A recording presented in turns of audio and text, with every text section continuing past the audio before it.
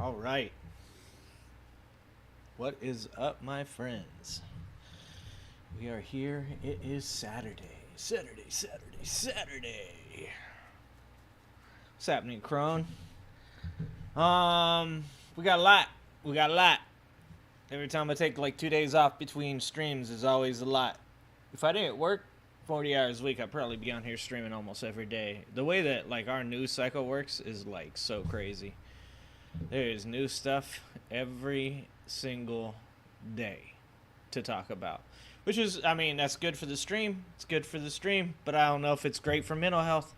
I don't know how well that's going for people mentally. But as far as streaming goes, it's definitely giving us something to talk about like every single day, and hours worth of stuff to talk about every single day. Want to talk? So one of the things we're starting to do nowadays when we get up on here is that we're gonna start with a little bit of like perusing some of the crazy stuff that goes on X. X is kind of ghetto. I'm gonna be honest with you. It's like you sit on your front porch, you smoke a blunt, drink a 40, and just watch all the craziness just go past your house. That's what's going on. And one of the first things that we notice, what's up, Levon?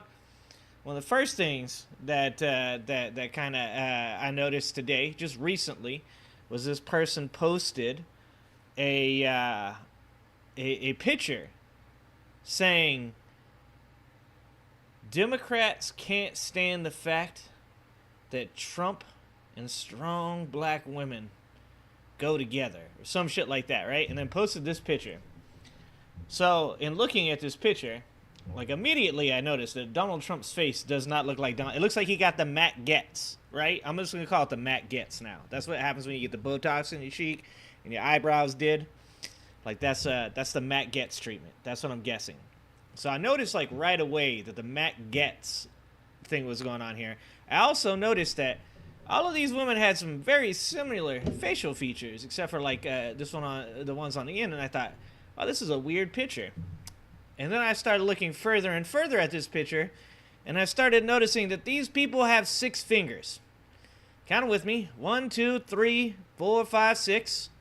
This one's got 2 thumbs. 2 thumbs. This one that's going around this woman's waist here is 1, 2, 3, 4, 5, 6. That is just, I mean, how bad is it when there doesn't exist a picture of your candidate with black people, so you have to AI generate one?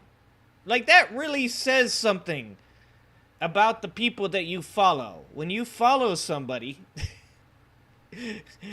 and you are trying to make the point that this person is so well loved by so many people, take a look at this photograph. And then you look at the photograph and it was created with AI. That says something about your boy, okay? It says that he doesn't actually have anybody that he could take a picture with that was black. So I just saw this. Obviously, this is a thing that's been happening quite a bit. And then, let's go here. This is for those of you that don't know, this is my ex. If you want to follow me on Twitter, because that's his real name, on Twitter, it's at PSMRF. And I share some funny stuff throughout the day whenever I get a chance, mostly on my breaks at lunch and on my breaks at work. But it is football season, so I just want to remind you guys all that I am an Eagles fan and no one likes us and we don't care. I just want to remind you guys that before you come in here and say some dumb shit. And I just have to tell you how stupid that shit is. But there's a couple other things that's going on right now. Here's something from, I thought this was great, from a Republican. This is from a guy named Peter Hinlin. Don't get mad at me or anyone else on the right when we call out Trump's bullshit, because it's August 3rd. We are 3 months from the election day, and Trump is attacking 2-term Georgia governor and ultra-solid conservative Brian Kemp. Wake up. Trump hates conservatives. He wants them out of the GOP. This is one of the continued things I say on this show is that I do not consider MAGA Republicans to be Republicans. They are not conservatives. MAGA Republicans are cult members. They're strictly Donald Trump people, and they're weird as fuck. And when you hear stuff like this from conservatives, it actually gives me some type of hope that people might be able to figure their shit out and get back to being normal. I don't know that that's true or not, But it does make me feel as though there is a chance that there are still some conservatives out there that are like, this crazy fucking person does not represent me. Let's see. Oh, here's the Kyle Rittenhouse thing that just happened. Dude, the Detroit Lions are great. What are you talking about, Levon? Don't hate on the Lions. Lions are good, okay? What's up, Mike? Dude, I was cheering for the Lions last year because I was a big Barry Sanders fan when I was a kid. I love Barry Sanders. Still do love Barry Sanders. The Barry Sanders documentary on Netflix made me almost cry. Well, it did make me cry. It actually made me cry. It was really hard to explain to my children when they walk in the room and I got like a tear running down my cheek and they're like, "Are you okay? Did something happen?" And I'm like, the best running back of all time had to retire because the Lions sucked so bad back then. He was probably the best running back ever. They're like, "Oh, okay, never mind." Because that's the kind of shit I cry to. All right, so I don't know if you guys know about the Kyle Rittenhouse thing, but if you need any more proof that this movement, this MAGA movement, is a cult, Kyle Rittenhouse decided he was going to post a video. Maybe we should just go watch the video. Let's see if we can find the Kyle Rittenhouse video real quick. Kyle Rittenhouse.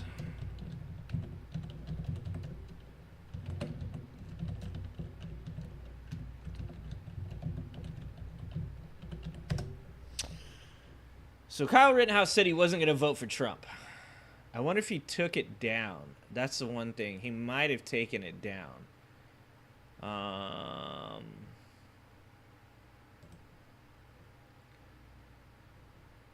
It's so great, too, because all these people came out and were like, yes, that's right. Tell him that you won't vote for him. And then, so he came out. I think he might have took the actual video down. But he came out and he said he won't vote for Trump because of Trump's stance on the Second Amendment, which I don't give two fucks about Kyle Rittenhouse, to be honest with you. I don't fuck if he's voting for Donald Trump. I don't give a fuck if he does, okay? But just the example of how culty it is over in the MAGA Republican sphere. He came out and he said he wasn't going to vote for Trump because Trump had said something about the Second Amendment, or he wasn't 100% for the Second Amendment, or he's going to ban bump stocks again. What other dumb shit Donald Trump says. And Kyle Rittenhouse decided, well, he's going to vote for Ron Paul then. So he comes out, he puts out a video saying he's going to vote for Ron Paul instead of Donald Trump. He gets absolutely fucking eviscerated by a guy named Cat Turd. Nothing, you know you are at the very bottom of the barrel and your life is not doing well when a guy named Cat Turd is talking shit and telling you he won't be your friend anymore. When a guy named Cat Turd tells you he'll no longer be your friend, that's when you know that life did not go the way you wanted it to go, okay? Like, that's how you know. And anyways, so Cat Turd told him, God, it doesn't sound right even saying this shit. Like, right? 2024. Anyways, Cat Turd told Kyle Rittenhouse he was no longer friends with him and he hated him. We will never be friends again. And then Kyle Rittenhouse, after getting yelled at by all the MAGA Republicans that he was a bitch and they supported him and what an asshole he was, and the cult turned on him. The cult said, you don't get no more of this grift money. And they moved on. So Kyle Rittenhouse came back 12 hours later, like a little bitch, and was like, sorry, please don't take away all the cool things that you guys gave me. And this was the response. Now, Matt Walsh versus Cat Turd. I would pay $79.99 to watch Matt Walsh and Cat Turd in a MMA ring. 100%. Matt Walsh versus Cat Turd. I would pay probably $99.99, to be honest with you. So Matt Walsh comes out and says, I supported Kyle Rittenhouse because he was an innocent kid who was unjustly prosecuted. I don't think he owes me anything, and I really don't care about his politics one way or another. Not sure what was gained by screaming at the guy until he supports Trump again. Now, mind you, I guarantee if Kyle Rittenhouse came out and said he supported transgender people, Matt Walsh would immediately castigate Kyle Rittenhouse and would no longer be his friend, right? But Cat Turd said, another dumb, clueless take by Trump-hating, arrogant Matt Walsh. Seriously, how can anyone stand this fraud? Pompous ass from hell. I never thought that I would agree with a dude named Cat Turd. But I do. I do agree with him that Matt Walsh is a pompous ass from hell. Here's one. You guys might remember this one. Remember this one? This is from the dude who did Dilbert. If Biden is elected, this is July 2020. If Biden is elected, there's a good chance you will be dead within the year. Republicans will be hunted. 4 years later, Republicans have done nothing but proliferate. They're still breeding, still doing their things. Turns out nobody hunted them down. They're still loud as fuck. Where is it though?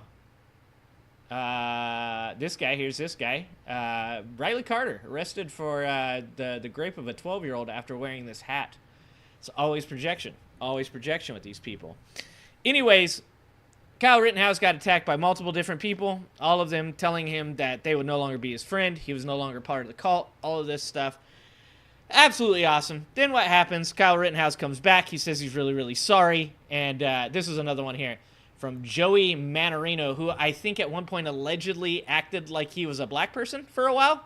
That's from the people that claim that Kamala isn't black. This is amazing. Kyle Rittenhouse apologized and came back to MAGA. We can stop attacking him now. This is why you have to put intense pressure on people. He likely saw everything flash before his eyes and came home to where he belongs. Good on him. He better prove himself loyal now until November 5th. I think the funniest thing that could happen here is if Kyle Rittenhouse on fucking November 5th votes for Ron Paul, in secret votes for Ron Paul, and somebody gets a hold of that information and it gets published. I think that this is amazing.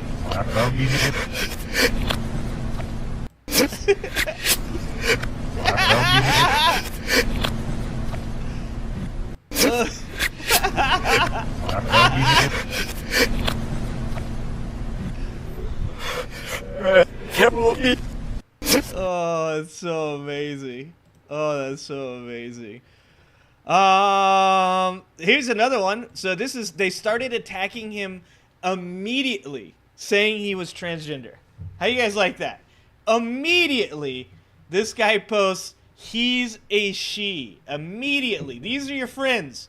These are the people you came back to. This is one of my favorites right here. A little Kyle Rittenhouse scrubbing the belly of cat turd.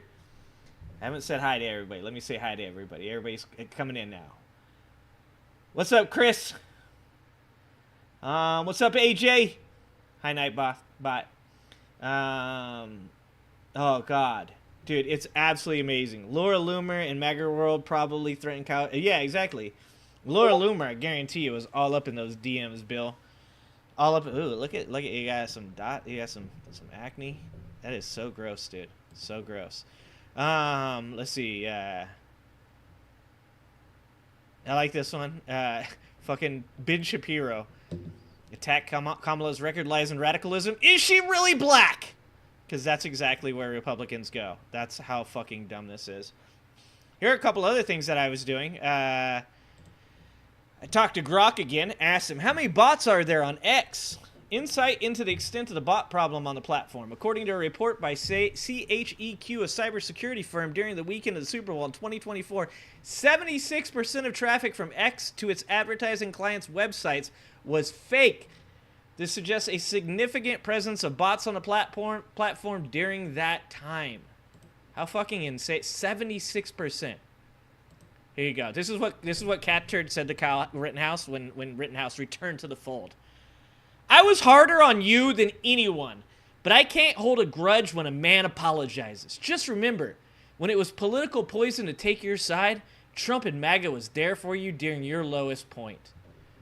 That, like I said before, was that his lowest point, or was his lowest point when he had a man named Cat Turd on his Twitter telling him everything was going to be okay, that he was accepted back into the fold?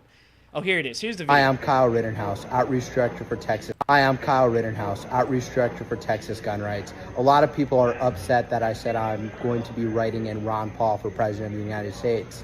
And that is true. I will be writing in Ron Paul. Unfortunately, Donald Trump had bad advisors making him bad on the Second Amendment, and that is my issue. If you cannot be completely uncompromisable on the Second Amendment, I will not vote for you, and I will write somebody else in. We need champions for the Second Amendment, or our rights will be eaten away and eroded each day. I support my decision, and I have no take back. Hi, I'm Kyle Rittenhouse. He said no take backs. He said no take backs. He said no take backs. And look, man, if it was like weeks or months or a year or two down the line, Sure, you can say, hey man, things have changed. This motherfucker is so weak, it took him 12 hours. 12 hours of getting yelled at on Twitter. Not even like one of your bros showed up to your house and said, man, I need to talk to you about that shit you posted. Let's sit down and let's have a discussion. No, it took him 12 hours of people on Twitter saying they don't like him for him to flip his stance. Now he said, I talked to Donald Trump, I talked to Trump's administration, and they're going to be way better on the Second Amendment. Let me just tell you this. If you believe that shit, I got some beachfront property in Arizona to sell to your ass, okay? From my front porch, you can see the sea, okay? Because if you think Donald Trump gives a fuck about Kyle Rittenhouse's vote, you have lost your goddamn mind. They're both morons. Trump's a moron. Kyle Rittenhouse is a moron. But Donald Trump don't give a goddamn what Kyle Rittenhouse is doing. If Kyle Rittenhouse walked into Donald Trump's office and said, I don't think that you're good enough on the Second Amendment, and so I'm not going to vote for you, Donald Trump would be like, wow, well, that's amazing you say that, because we don't need your vote. You're just a pussy. I kind of want to grab you. You're like a magnet. This one is from Marjorie Taylor Greene. I fucking hate rhino traitors. Every one of them will be exposed for who they are. Kyle Rittenhouse turns his back on Donald Trump and MAGA by announcing he's not voting for him. Who else is tired of rhino traitors taking advantage of the MAGA party? And the other thing about this, too, you think he got paid for it, Abaddon? You think he actually got some money for it? Yeah, dictators don't allow gun ownership. 100% they don't, Crone. That is against the very idea of a fucking being a dictator. You're like, wait, these guys get... No, they don't get guns. Take their guns away. It's fucking insane. I don't understand this whole thing. But this is how bad the Libertarian Party has gotten. The Libertarian Party posts this. 12 hours ago, Kyle Rittenhouse said he was going to write in Ron Paul. MAGA goes nuclear on the kid. Maybe Trump should meet with Kyle to secure... Us. Maybe Trump should meet with Kyle to secure some Second Amendment reassurances for his endorsement. MAGA, Trump doesn't need to talk to him. Kyle is the new Greta. Blocked him. Kyle just talked with the Trump campaign. He reassured me he would fully protect the Second Amendment. All good. Vote for Trump. Us, are y'all ready to listen to us yet? The Libertarian Party is like, they're the most cucked party, right? Like, the entire political system gets fucked right in front of them, and they have to watch. And they just cry in a corner and masturbate. It sucks. I mean, like I said, for like 2 weeks of my life, or I'm sorry, 2 years of my life, I thought I was a libertarian. Because I thought, yeah, man, I like the idea. I get it. Like, I want freedoms for everybody as long as they don't hurt other people. And I even fell for some of the dumber shit, right? Like, we'll fix our own potholes, and we'll prop up the education system and all that shit, right? I fell for all that stuff. The further and further I looked into it, I was like, nope, this does not work. It is great in theory, bad in execution. This is what I posted. This is how bad it has gotten for the Libertarian Party. They think Trump is going to do something because Kyle Rittenhouse threatened to break up with him. Kyle is staying because Kyle realized you don't get to leave the cult and keep the privileges. And I fucking mean that. 100%. 100%.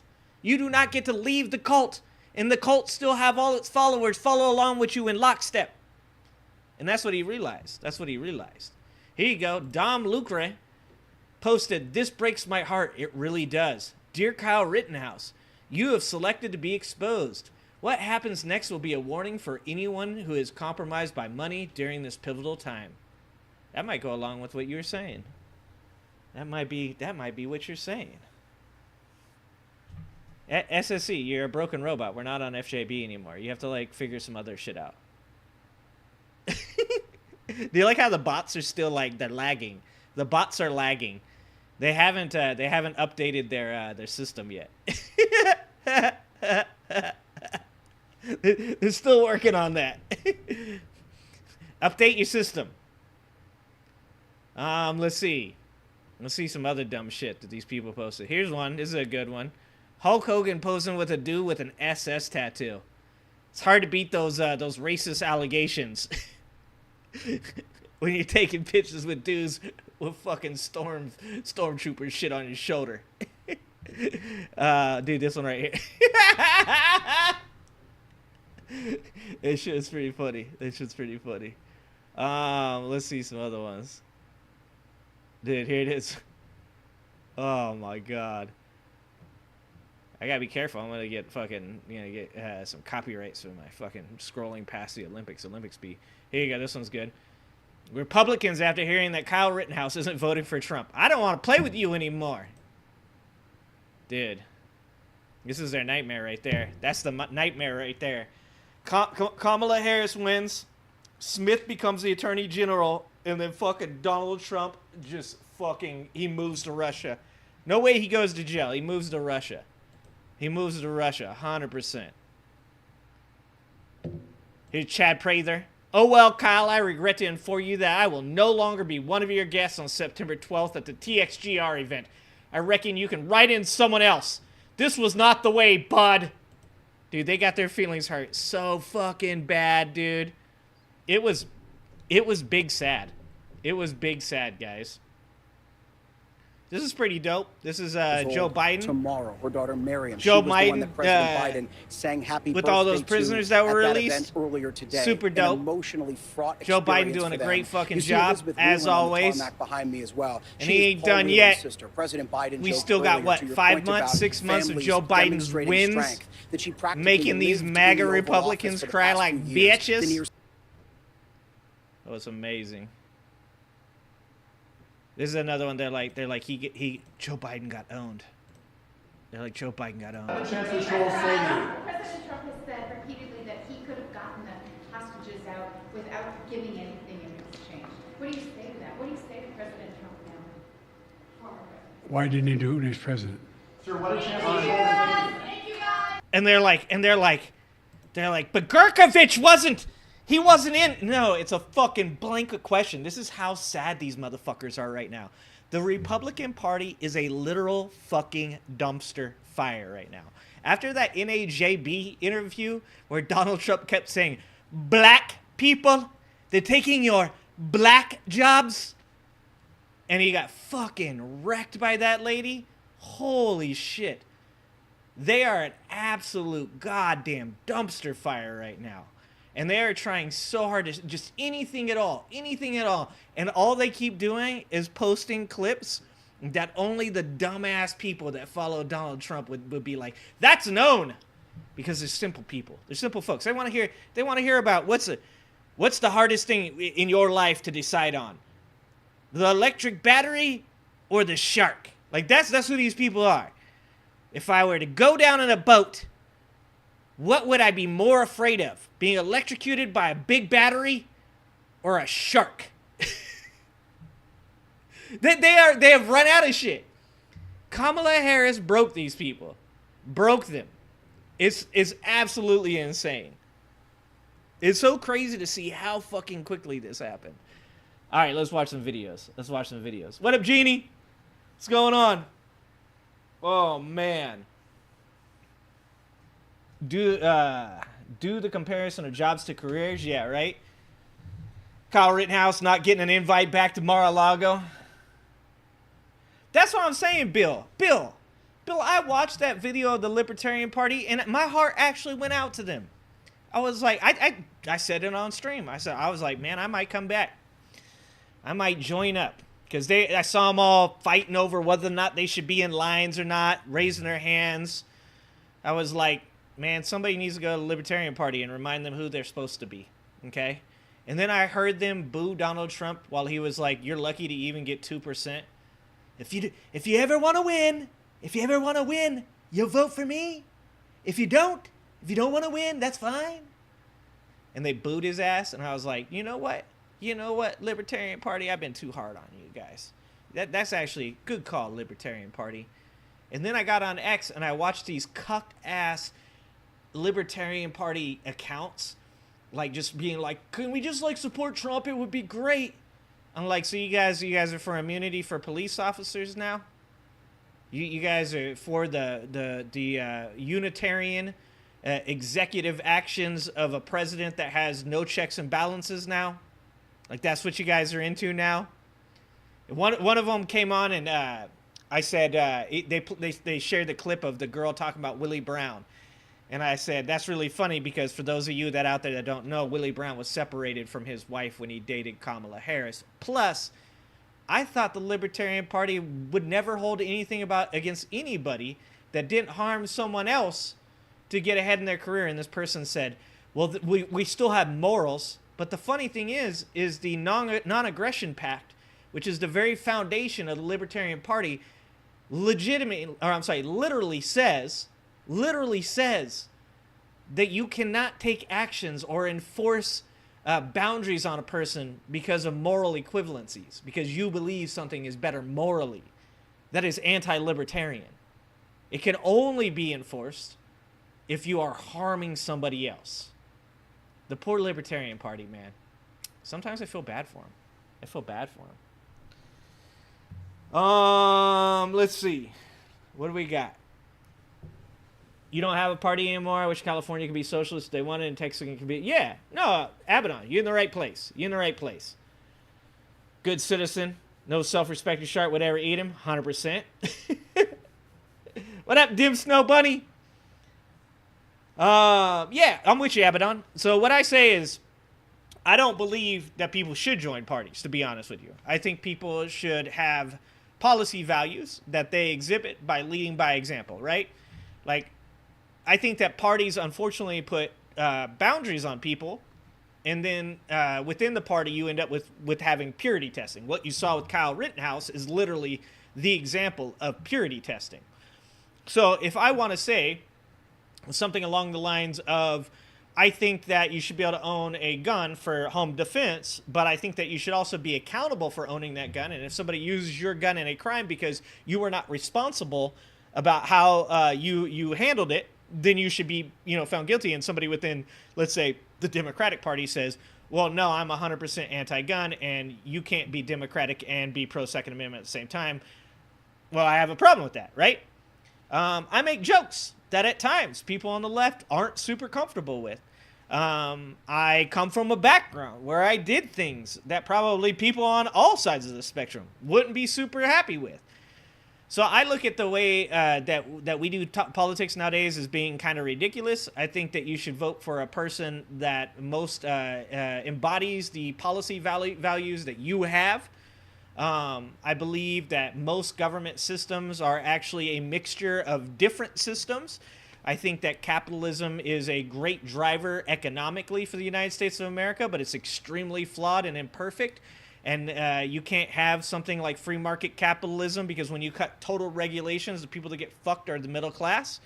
There's a lot of things that I believe that don't neatly fit within a party. So though I would say I support left-leaning values more often than I would ever support right-leaning values, it doesn't mean I don't have any conservative values, and it doesn't mean that at times I won't look at something that somebody does. Like, I don't have a problem with people being pro-life as long as they don't say I can't be pro-choice. You can do that in your life. If you say to yourself, I think that, abortion is wrong, so I am choosing not to do that, that is fine. But attempting to pressure that on other people is just not acceptable, in my opinion. And that's why I thought I was libertarian. I thought I was libertarian because I thought, oh, that's my mentality. Yeah, you can be pro-life and I can be pro-choice. But my ability to be pro-choice allows you to be pro-life, and in some cases, people being pro-life does not allow me to be pro-choice, and that's a problem. Yeah, you vote for the person, not the party. Exactly, Bill. Exactly, Bill.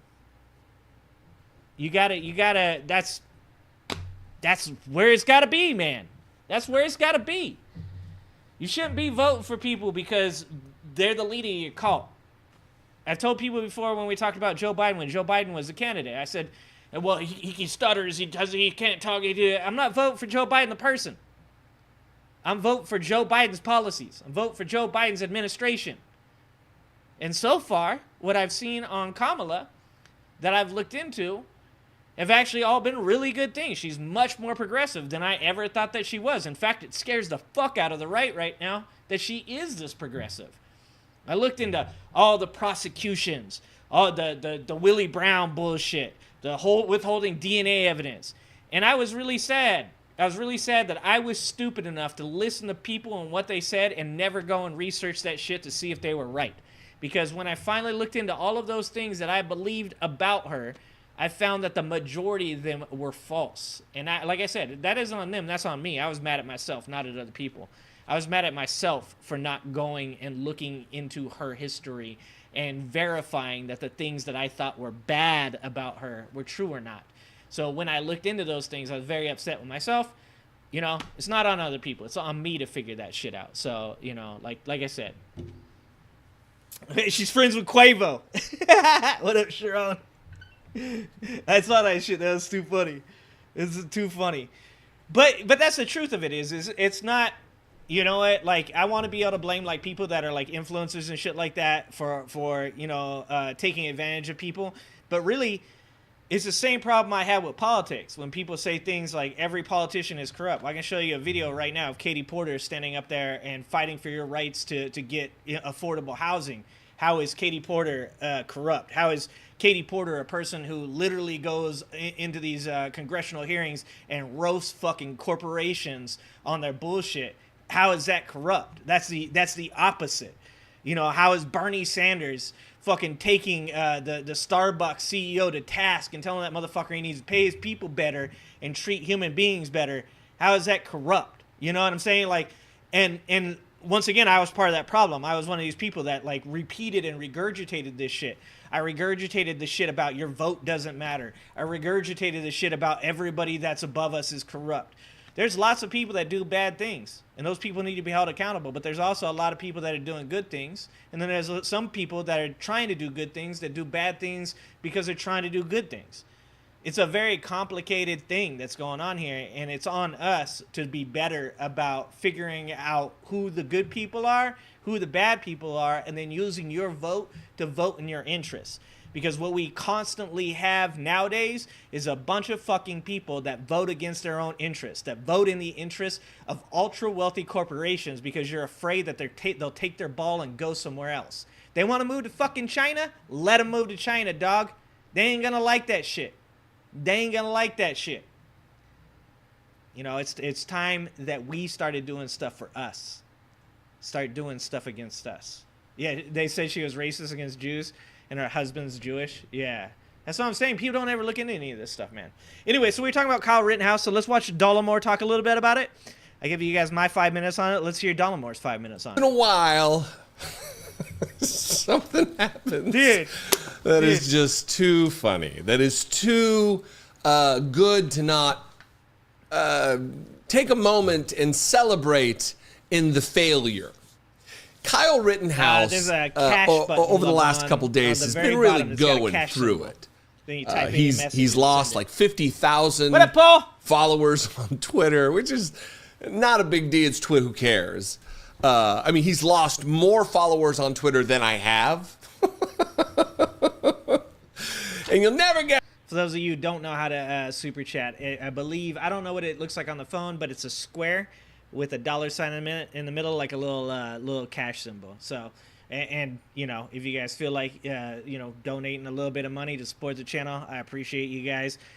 You can always join the Angry Ginger Army as well by clicking the channel, going to the channel and hitting join. It's $3 a month, 10 cents a day, and you know, it just helps me to be able to buy equipment and make shit cool. So and be able to do this more often as well. So we're up to 16,000 followers, and I fucking love you guys for that shit, man.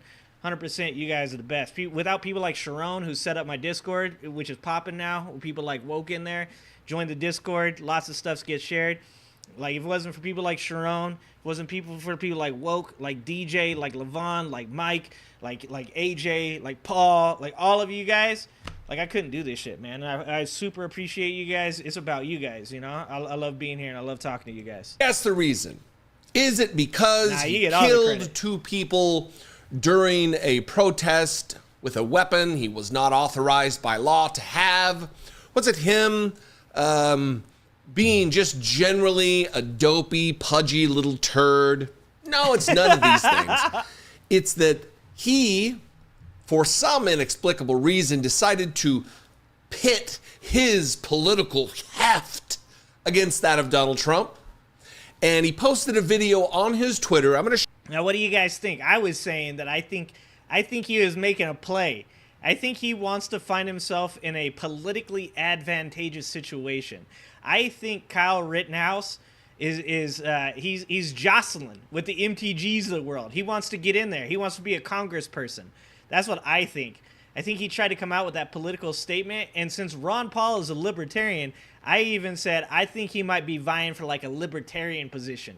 Like he's trying to find his own niche. That's what I think. Where's the grift at? Where's it still good? Because the right is just filled with grifters at this point. There is so many fucking social media influencers on the right and even in the doomer area that there's not a lot of space anymore. Maybe Kyle Rittenhouse is feeling the squeeze. That little fat pudgy motherfucker. Feeling the squeeze. Share it with you. And then all hell broke loose, and you can he be is now snap just like Levon. being canceled and accused of being trans, and that he's a crisis actor buddy. from Sandy Hook. It just blew up in his face. But I want you to pay attention to just the final 10 words of this 35-second video that he posted on Twitter. Hi, I'm Kyle Rittenhouse, Outreach Director for Texas Gun Rights. A lot of people are upset that I said I'm going to be writing in Ron Paul for President of the United States. And that is true. I will be writing in Ron Paul. Unfortunately, Donald Trump had bad advisors making him bad on the Second Amendment, and that is my issue. If you cannot be completely uncompromisable on the Second Amendment, I will not vote for you, and I will write somebody else in. We need champions for the Second Amendment, or our rights will be eaten away and eroded each day. I support my decision, and I have no takebacks. Remember that. I support my decision, and I have no takebacks. I support my decision, and I have no takebacks. No takebacks. Dude, he is a gift Well, that listen, keeps on the giving, Paul. grift, the gravity-like pull, the tractor beam, the pull of the grift is strong in Trump world. We've seen all kinds of characters, your Dave Rubins and your Jimmy Dores and your once progressive or liberal types get sucked into or willingly subject themselves to the MAGA nightmare for the money. There's a lot of money to be made if you're... And this just like goes back to it. When I was saying earlier about parties, the problem, and just so you guys know, okay, so my trifecta is Bill Burr, Jon Stewart, George Carlin. That is the holy trinity of this channel. Those, in my opinion, are some of the funniest, smartest motherfuckers, some of the people with the most common sense. George Carlin once said this, and you ain't gonna believe me, so go look this shit up. But George Carlin once said, politicians aren't even the problem. Politicians are just useful idiots. The real problem are the people stuffing the money in their pockets. And I love that about George Carlin. Because George Carlin was the type of dude, he got 2 levels under the question, right? Like the question is, what is the problem? The first answer is corruption. The second answer is politicians. The third answer, the main answer, the answer that actually starts to explain it all, is dark money. Corrupt corporations putting money into people's pockets to win the game. Because the reality of this is that these people see this as a big game. How much more money can they make? How much better can they set themselves up and the people that they like? That is the game. So when we talk about people like Jimmy Dore, when we talk about people like Dave Rubin, we talk about people that supposedly used to be liberal, that all of a sudden found Jesus and went over to the right. What you're really talking about is people that found advantageous positions to make more money. It's not about values. It's not about morals. I've said this before about like big companies during Pride Month. And people are like, they've gone woke. They ain't gone woke. They've gone rich, okay? They know that there is a base that has money that is getting larger and larger every year that they want to come in and buy shit from their stores. Do you think a company like Walmart really gives a fuck about human rights? No. But what they do care about is making a bunch of goddamn money. Do you think Bud Light, a company that has donated to Republicans for like 100 years, gives a shit about Dylan Mulvaney? No. But what they do care about is that their beer sales are declining because people are drinking less and less beer every year. So who do they target? They target a specific portion of the populace that they weren't targeting before. Because you find the weakest place in your sales strategy. You find the one group of people that haven't been buying anything at all. Because if they've been buying 0, if that goes to 10, then that's a gain. That's how these things work.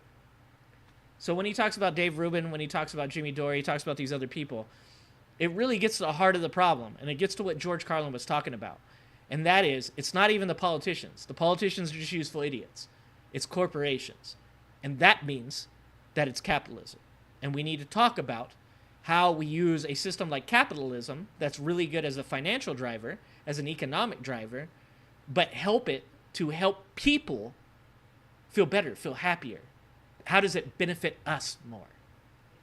For a Not fucking right-wing Jimmy Dore. huckster and snake oil salesman, liar, There you go, Genie. That's grifter, what I'm talking about. charlatan. That's what I'm talking about. If you have those proclivities, there's money to be made there. I'm certain I could make a whole bunch of money Probably not- if I not was a bad to opinion, renounce Jim. the Probably. truth and any righteous adherence to reality and just go over and start saying, oh yeah, Donald Trump's great, he's great, I was wrong. You know, you'd be a J.D. Vance type.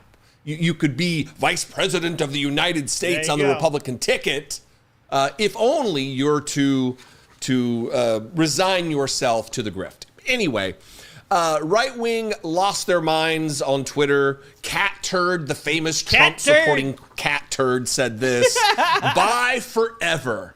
I can stomach a lot of things. Apparently, you can stomach a whole bunch of stuff. Cat Turd." Racism, xenophobia, anti-democracy, shredding the Constitution of the United States. All of those things are not a deal breaker for you. But apparently, Kyle Rittenhouse saying he's going to write in Ron Paul is too much. That's the worst. It's the worst. But backstabbing millions who supported you at your lowest point, then turning on Trump right after he got shot. I mean, look, whether or not, if you're on the right, if you're a conservative, I'm not speaking to my viewers.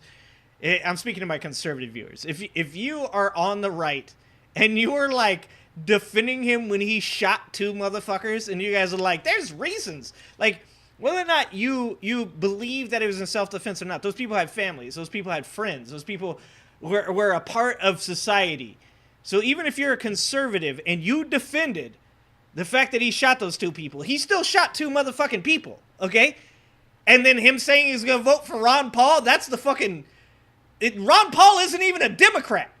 Ron Paul is a fucking libertarian, which we all know are practically Republicans.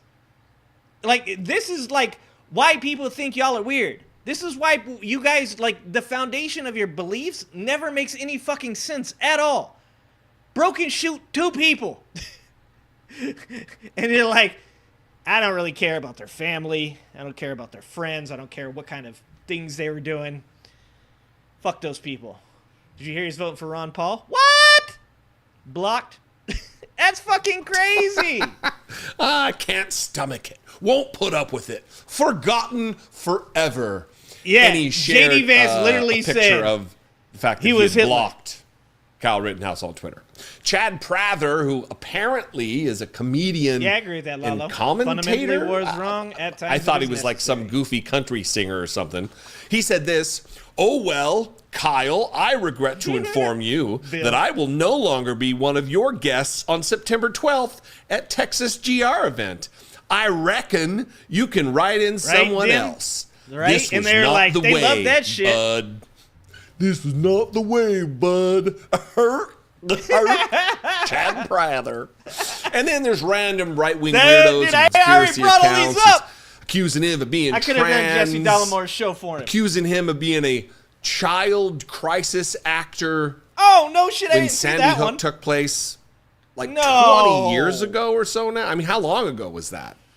Unfollowed and Dude, this is why people say y'all weird, all right? Like, dude says he's going to vote for Ron Paul, and y'all are like, he's transgender. He's a crisis actor. That's why, like, like legitimately, it's a cult, right? Like you can't say that it's not a cult. I mean, they jumped on dude and said he was a crisis actor when he was a child, that he was a transgender female. It's a fucking cult.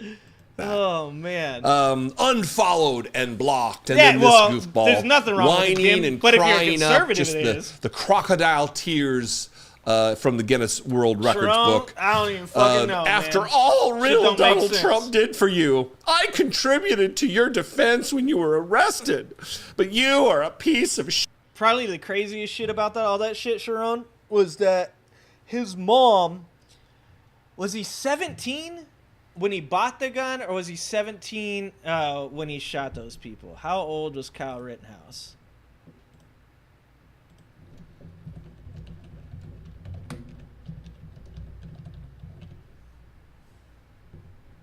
What time of the shooting? He was 17. Oh, he shot 3.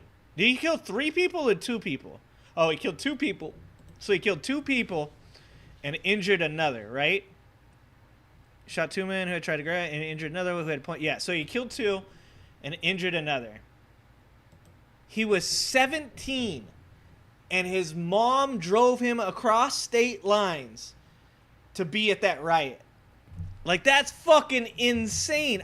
Once again, get away from whether it's self-defense or not. Why the fuck would you ever drive your 17-year-old with a fucking gun to a riot? Like, sometimes I feel like the bigger questions within all this bullshit just get, like, lost. Like, people are like, he was defending himself. It's like, can we start at the beginning? Can we start at the part where the fucking mom drives him across with a fucking gun to a riot? Can we discuss whether or not that's a fucking stupid idea? Like sometimes I feel like we get lost in these, like, real basic questions. And then we don't, like, recognize these gigantic questions. Not on you guys. I'm saying, like, as a whole, the media and shit like that. Because it's like, why the fuck isn't that a bigger deal? Why isn't somebody, like, looking at his mom and being like, you're a fucking idiot? Shit and are dead to me, and probably most MAGAs. Possessive MAGAs, of course, gonna misuse the apostrophe. Go fuck yourself. Blocked. Like I said, he lost a bunch of Twitter followers. I don't give a shit if he worked there It didn't or last not. long because, The of fuck would you course, take your again, kid the there? tractor being pulled, the stepping.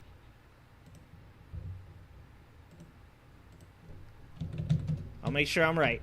Just for you, no friends or no reply, I'll make sure I'm right.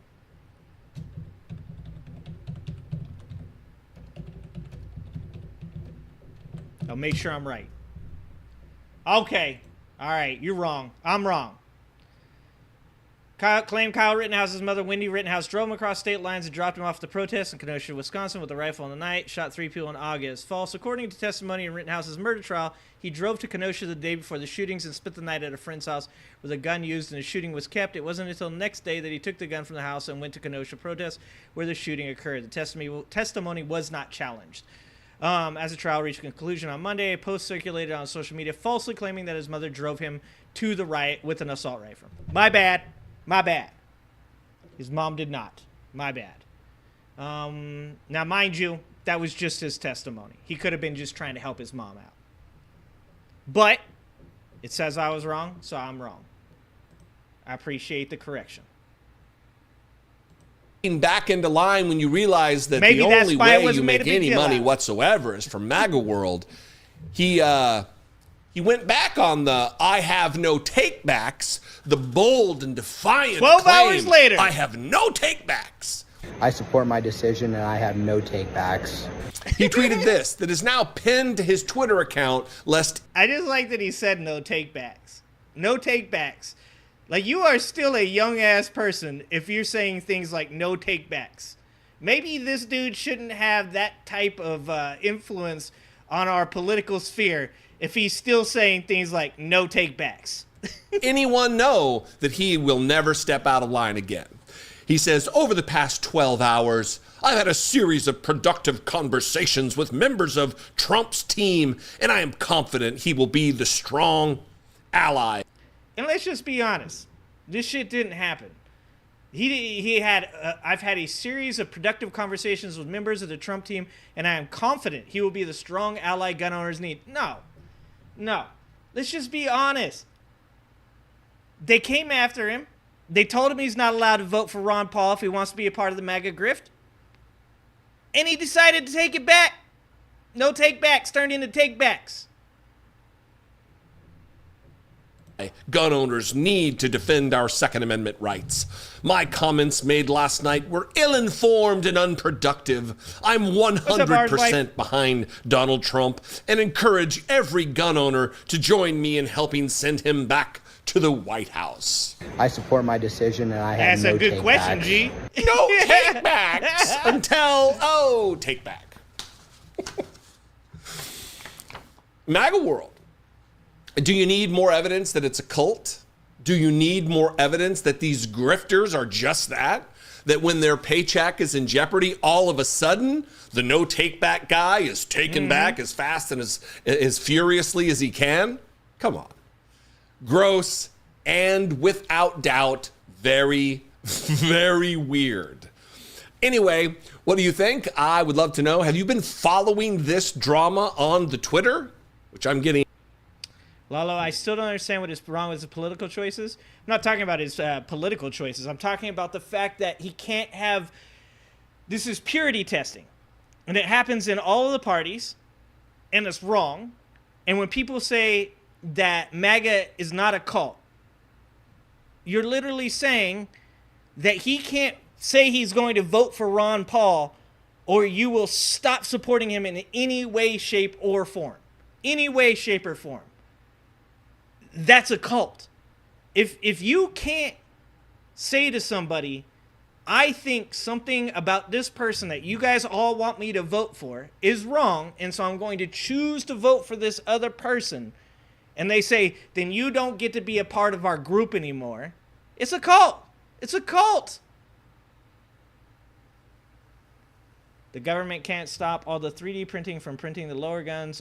Serious? Yeah, there's no stopping firearms. One of the reasons I've always said this, that the idea of taking away guns from everybody doesn't make any sense. It's not plausible. It's implausible to take guns away from. There's over 400 million guns in America. So, but at the same time, then if you admit that there is no taking away all the guns in America, you also have to admit that the idea that you're going to remove every undocumented immigrant from America, which is a terrible fucking idea in the first place, our economy would collapse. But if you were to attempt to do that, it's implausible. It's implausible to get rid of every gun in America, and it's implausible to get rid of the undocumented immigrants, and it's a stupid idea to get rid of them anyways, because they paid something like $97 billion worth of taxes in 2023, and those are into a bunch of systems that they don't even benefit from. Not to mention that they do jobs that nobody in this fucking country will do. They're here literally paying into Social Security, literally paying taxes. Like, you know, like, I don't understand how you can believe one thing but not the other. And this is my problem with all of this shit, is it's one thing to say, okay, you can't take all the guns, and that's fine. I can understand that. But then you also have to admit that other times that it doesn't make sense for these other things as well. Like, you have to be able to hold both those thoughts in your head at the same time. What up, whoa? What up, Nana? Lalo, you like to watch and learn from both sides? It's fine. You should be. Supreme Court ruled that you can't limit CAD files for 3D printed. Yeah, I don't know if I'm not disagreeing with any of that. No reply. Yeah, think of food prices if farm labor dried up. Exactly. First generation born here. Nice, Lalo. Nice. Yeah, like so one of my main things with this channel, and I try to say, and it gets really frustrating for me, is that a lot of these things are very, very complicated, and they need more nuanced conversations. One of the reasons that I am so hard on MAGA Republicans is because they're shutting down nuanced conversations. So years ago, we had the left, where the left would do things like, the feminist movement was very strong. It obviously got a lot of things done and helped out with a lot of progressive ideologies and women's rights. But there was a certain point where you couldn't say something without somebody shutting you down by calling you something, right? Like you're this or you're that, whatever. I used to say all the time, you know, like obviously there are times when a man is mansplaining, and there are times when a dude is just talking, and just using that as a way to shut down an argument was always non-productive, right? Like we should always be careful of how we use terms, especially in places where they shut down conversations. And so my problem with MAGA right now is that the very things that they complain about, they're doing. The idea of cancel culture, they literally did that to Kyle Rittenhouse. Like, I'm not defending Kyle Rittenhouse. I can't fucking believe I am defending Kyle Rittenhouse. But that's one of my problems, is that, like, a lot of these things, when we talk about the border situation, when we talk about guns in America, when we talk about school shootings, it's not as simple as just you do this one thing. There is this, like, they're extremely complicated, and the conversations surrounding them have to be very nuanced. So when we talk about gun control, and people are like, you're just trying to take all the guns. First of all, that's implausible. So no, we're not. But we should be increasing funding into our mental health care system. We should be holding people accountable for and responsible for when their kids use guns to shoot up a school. Like there is so much nuance to these conversations, but we can't have them because specifically right now, MAGA Republicans want to shut it down by being super fucking over the top with the bullshit that they believe, instead of having like real conversations about it. Like when people come into the conversation and say they want open borders. Nobody wants open borders. People want the system that we have now, but we want it to be more efficient and we want it to be better. And that should be something that is like a no doubt. Like it's logical to say that. We want people to come into our country. We want them to do it the correct way, but we also need to fix the system to make it so that way they can do that. Because right now what we have is backlogs of immigrants that come across the border, they get paroled, they get set free into the country, and then they have to spend years waiting on the ability to go to trial to find out the status of their citizenship. We need to do a better job of that. But we can't have those conversations when people say dumb shit like, the left wants open borders. Oh, they just want to let anybody cross. It doesn't matter. Nobody wants that. That's stupid. Nobody, like, they're like, they don't care if terrorists come in. These people live in the United States of America as well. They're impacted by the same shit you are. There's no fucking way that they're like, bring on the terrorists. That's stupid. Anyways, I just think that we need to have better, more nuanced conversations about these things. But you can't do that. Build bridges, not walls. I like that, Shadow. I like that. What are we doing here?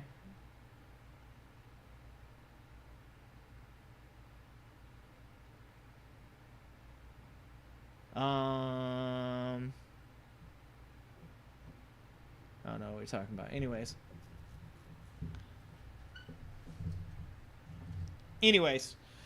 yeah, if you don't like something, you can protest it. To be fair, Kyle Rittenhouse is irrelevant. Wasn't at the protest as a MAGA supporter. He was there because his friend was hired to protect a car. Yeah. No, that's off. That's irrelevant as well, my friend. That wasn't the point of what I was saying.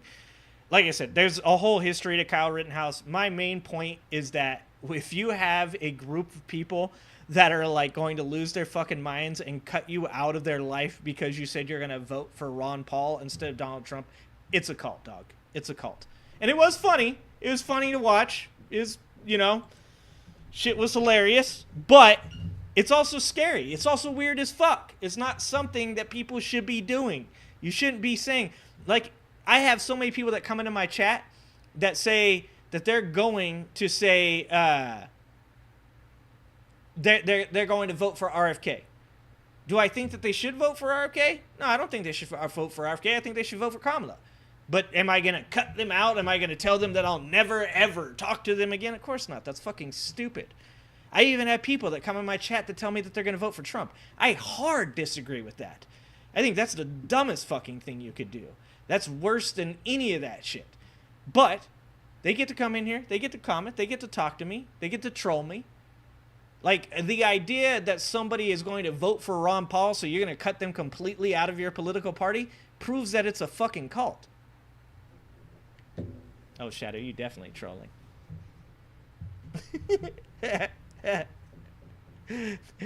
He's being the most trolly.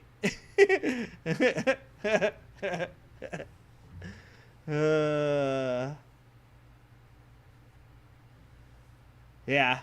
Just don't pay attention to him. You voted for Ron Paul in the early 2000s? Yeah. Like I said, probably around then I was probably a libertarian too. Okay, so let's take a look at a couple of these other ones. Let's watch some Titus. Let's watch some Titus. I don't even know what this video is. Like I said, popped on here. We're gonna watch this. We're gonna see what we think about this. But this is I think the latest Titus video. Oh shit! I'm Christopher Titus, and this Damn, Titus, you loud. is the Armageddon update. The Middle East war is getting bigger. Putin is getting balder. Zelensky is getting stronger, and America is getting Kamala. Do you guys see that Trump congratulated Putin? This is one of the weirdest things for me. So, I forgot who it was, but there's that one guy that Trump got freed, the political prisoner that Trump got freed. I'm not talking about not Brittany Griner. That was Joe Biden. The one guy that Trump got freed, and I applauded that. See, this is one of my problems with America right now, is if you're a MAGA supporter or not, you should 100% support those people being freed. Those people being freed, it's important to our country. There's, in my opinion, when the one guy was freed, so that, and Iran got that money unfrozen. Unfreeze isn't a word. Unfrozen. I didn't give a shit, to be honest with you. I wouldn't have cared if Trump did it. I didn't care that Joe Biden did it, because the people, the family that man had was more important than that money going to Iran. I don't give a fuck. I'm gonna stand on that one. 10 toes down on that one. That person being released and brought back to America, I don't give a fuck. Do whatever it takes. Americans do not deserve to be held in foreign prisons as political pawns. Now, there's something to be said about whether or not you should be going over there and what you're doing while you're there.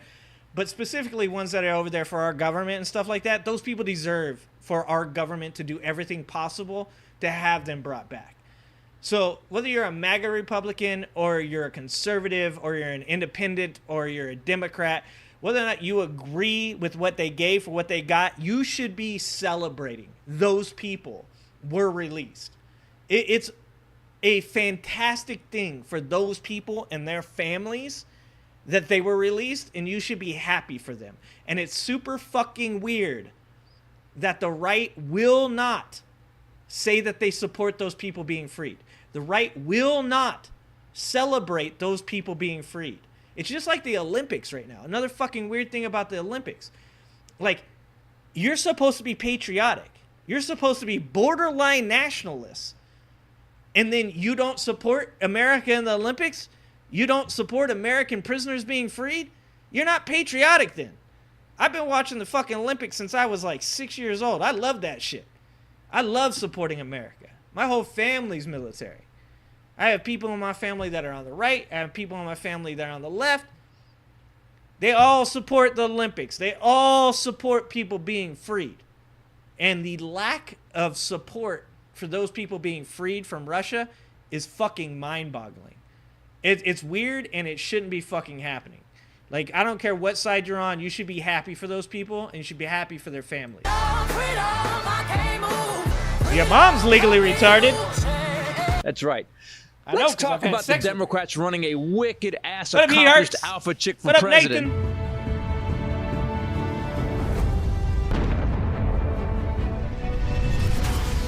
Because everyone on the right seems to be forgetting that Kamala is one of the most qualified VPs since Biden. She's even more qualified than There you go, Obama buddy. when he became president. And the GOP is really I know it's all what you over want, the so I'll place just about give this it to you. crime fighter badass. I think she was a DEI hire. She was a DEI hire, a black female, ethnic background. She was a bum. She was elected district attorney of one of the world's major cities. For 7 years, she cleared Yep. 27 of 74 Beep. backlog closed homicide cases in her first 6 months. She pushed for higher bail for gun crime. She tightened loopholes so criminals criminals couldn't game the system. And there's more there. Then she was elected Attorney General of California for 6 years. Then she was elected to the U.S. Senate for 4 years. Then she was elected Vice President for 4 years. She won every election she ran in. She's not a DEI hire. She earned it, unlike this wrinkly-ass old white man. Sweet Potato Hitler is a 6-time bankrupt reality TV star, 34-time convicted felon and rapist who admits he grabs pussy and when he was president, planned and executed a failed coup, because he is and always has been, by the way, a failed failure. coup. Every day he was president, and before that, I could have just stopped the failure. He never had one your son just got his first black job. experience in government. 40% more Americans died during his incredible shitting the bed during COVID. He lost millions of jobs, ran up $7 trillion in debt, exploded the deficit, and we had riots left and right for 4 years. Very fine people on both sides. I got a question.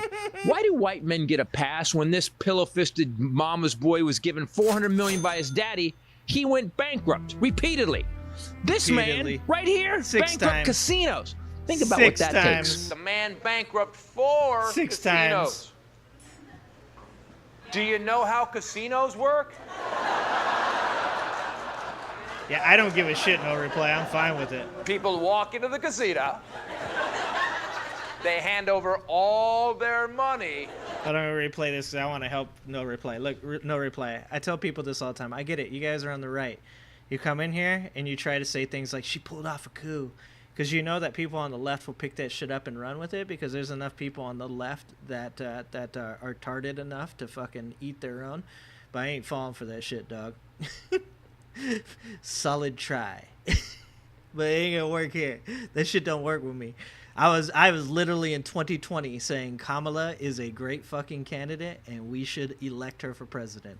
Yeah, so you can I like what you guys do on the right. You guys come in here, you guys are on the right, and you're like, dude, these people on the left will pick up any talking point we give them that sounds even a little bit like they need to criticize their own. But that shit don't work with me. No reply. It just don't work with me. Good try though. Solid try. I ain't gonna hate you for trying. And then they walk out of the casino. $400 million by his daddy, he went bankrupt repeatedly. This man right here, bankrupt casinos. Think about what that takes. The man bankrupt 4 casinos. Do you know how casinos work? Nope. Good try, no reply. You're trying real hard though. People walk You should into type the that out casino. 2 or 3 more times. They hand over all Not a their coup. money. Nice try though. And then Solid they try. walk out of the casino.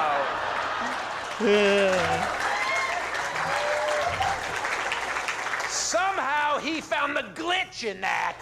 So are you think because Kamala is unqualified because she's a woman? Nope, that's not what a fact is. Good try though. Solid try. Look, I get that these white men are scared. Keep trying. I would be too. You know who's worried Like I she is said, a type woman? it out a couple more Weak-ass times, dog. White incel nutless douchebags. I'm sorry, they aren't nutless. They had to buy their testicles to hang them off their truck's trailer hitch. Truck nuts? How small are you? That you need to hang a giant set of fake testicles off your pickup. It's Still vagina weird. You repellent. know why some men can't stand these kind of women?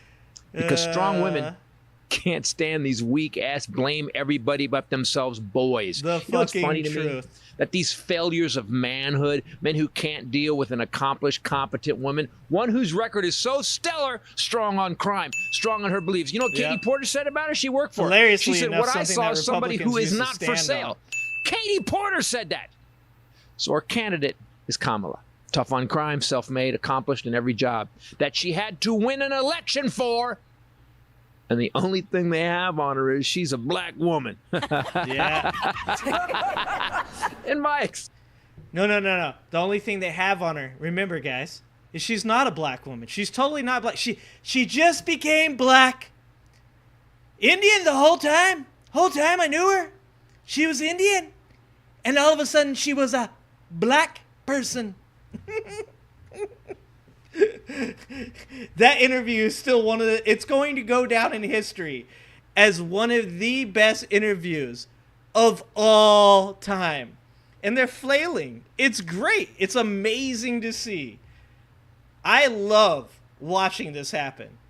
Seeing it go from people just abusing the shit out of Joe Biden, a president who is possibly the best president we've had in the last 30 years. Just take all the abuse from the right, and then to watch them just flip-flop and flounder over Kamala Harris becoming the candidate is one of the greatest things I have ever seen in my entire life.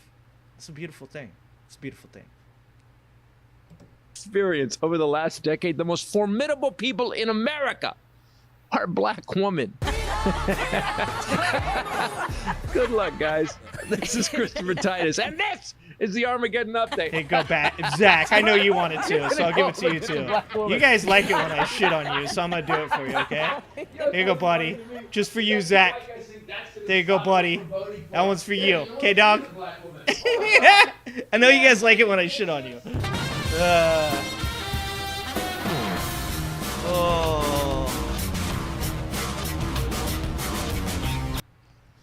I voted Republican before. Have you ever voted Democrat? No reply.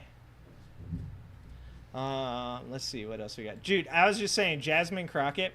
So a while back I said the probably craziest, funniest shit that could possibly happen was if Michelle Obama became Kamala Harris's vice president. Like the amount of meltdown that would happen, or that two strong black women in the Oval Office, like fucking people would melt. It would be insane. I didn't even think about it at the time. Michelle don't want nothing to do with politics. Michelle's already said no. Michelle's already said she doesn't want to come and be the president, which she could be. Let me tell you, all you Trump supporters, if Michelle Obama walked out of the back like a fucking WWE superstar and just fucking stepped in the ring while Trump was debating Kamala, dude, we're talking 75% of the country voting for fucking Michelle Obama. It would be a massacre. But I forgot about our good friend Jasmine Crockett. Why not Jasmine Crockett? I am all for Jasmine Crockett as the vice president. Let's have a ticket with Kamala Harris and Jasmine Crockett. I think that would be fucking so amazing. Good God. Once again, just to watch the brains melt. Just like, oh my God. I think that they love that she is pushing back, and she's pushing back hard, because for so long people kept trying to say the Democrats were weak. But right now, the only person that looks weak is Trump. He doesn't have an answer for the vice president, and all he wants to do is talk about her behind her back. But as she stated in Atlanta this week, if he's got something to say it to her face. And, well, we'll just see if he absolutely decides that he's still going to step out on that debate, or if he's actually going to, join her on stage. That was Jasmine Crockett hitting the nail on the head, as always. Trump has never looked weaker than he does right now. I have never seen someone become so unhinged and start to spiral out of control. I don't give a shit if it's two Jewish thought he was people. going to be facing off against Joe Biden. He was ready for that after the Bring debate. It on. He thought to himself, you saying that'd make got this people's in a brains bag. melt? All Yeah, I've got that'd to make do their with the next brains debate melt is too. get up there and If that's what scream in you're this saying. guy's Yeah. face. He'll stutter. I'll capitalize. I'll pounce. I will perform my lies better than he can perform his truths. And I will dupe the American people into letting me have another shot at it. That's what he thought was going to happen. And then the tables got turned. And he realized he had to face Kamala Harris. And he now is a complete deer in headlights, and all this unhinged behavior. And just so you know, no reply. I said probably 8 months ago, I thought it would be the funniest thing ever. See, these are like prophetic statements, okay? I said 6 months or 8 months ago, I thought it would be the funniest thing ever if Joe Biden ran against Donald Trump all the way through the debates, took all the insults, all the bullshit, and then stepped aside and let somebody else come in. I'm consistent. And all this terrible racist rhetoric that he's just throwing out like candy now is because he's cornered and he's scared. And I have played a whole lot of backwoods dives here in East Tennessee as a musician, and I've watched so many people over the years get bounced out of a bar for acting up. And usually they would get warned a time or two beforehand. They would be told, hey, you're out of line. You can't be doing that. Try to tone it down. And then there come the moment where someone had to say to them, okay, buddy, it's time for you to go. And any time I ever saw someone get bounced out of a bar, they protested the loudest and they acted the worst right when they got to the door. Right there is where they really showed their ass, was when they was thanks right for calling at me a the door. commie. And I truly believe no scream that's is the what we're same seeing without with Donald somebody Trump. We're calling me seeing a him commie. right at the door. The bouncers got him. He's going down. But it's like, hey, let me get him one last insult at the owner before I leave. Let me throw out one last insult at the band. Right? And the same thing, like, for two people about to fight, right? Like, the one dude that never wanted to fight is the loudest as soon as two people get between them. As soon as somebody gets between the two people, the one dude's like, "Ow, fuck you up!" Same shit. Thank you, no reply, though, for calling me a commie. It isn't a stream unless at least one person comes in and calls me a commie. I mean, I know y'all don't know what a communist is, but I appreciate that you do try. Thank you for making the stream feel comfortable and normal. Got to keep consistency is a key. And before I go out the door, that's how it feels. He's never looked weaker, but in my mind, folks, he's always looked weak because he's always had catchphrases. He's always had fear-mongering. He's always had propaganda, but I've never heard him offer any solutions. When I hear a person talk, I want to hear them explain to me how they're going to fix something. I don't want them to say, "Oh, do you want that? I'll give it to you." Tell me how you're going to. Explain to me the process in which you're going to do something. Yes. I don't want to hear your rhetoric. And that's all Trump has ever been. It's just a lot of rhetoric. Remember how he talked about the hostages would come home, and they would come home the minute he became president, Putin would turn them over? Well, Joe Biden actually got that done. But here was Trump promising that he would, and he failed miserably. Take a look. Evan Gershkovich, the reporter for the Wall Street Journal who is being held by Russia, will be released almost immediately after the election, but definitely before I assume office. He will be home. He will be safe. Vladimir Putin, president of Russia. And this is why he's mad. And this is what I'm saying. You shouldn't be mad. This is what's wrong with Donald Trump. Donald Trump could have turned this into a much better talking point. He could have gotten more American voters to agree with him by just coming out and saying what Joe Biden was a good thing, and he supports it, but he's going to do more. Like, this is why Donald Trump is not good at this. This is why it's strange that all of you guys support him and think he's such a genius. Because if you want to be truthful, if you want to be honest, the best thing that Donald Trump could have done in this situation, because it's already happened, Gershkovich has already been released, is Trump could have came out and he could have said, "Good job, Joe Biden. Bringing an American home is the right thing to do. I may not have agreed with the terms that you set, but I appreciate that you brought someone home. And for those of you that think that this is the this is all, that this is the tip of the top of the mountain, I'm gonna do more. Joe Biden, good job, but I'm gonna do more than you did. I'm going to prove to the American people that I am the right choice." But instead, he went the opposite route, and that's why he's bad at politics. He doesn't understand that you don't need to always be a fear-mongering, hatred, vitriol machine. But that's why the conservatives on his own side right now. Conservatives on his own side right now are saying, dial it back. Stop talking about Kamala's race. Stop talking about Kamala being dumb. Stop talking about her being low IQ and that she's a shitty speaker. They're like, instead attack her record. Because those people realize that Donald Trump is failing at the most basic political test. And that is your ability to speak to the American people about what you're going to do, not just attacking the other person's. Like, you hear it in debates all the time. Every time you fucks come into my channel and you're like, ad hominem! Ad hominem! Like, that's all your dude does is appeals to emotion and ad hominem, and then you wonder why fucking people look at what you guys are like, he's so smart. He's not fucking smart. He will do that for me, and I don't believe he'll do it for anyone else, and we will be paying nothing.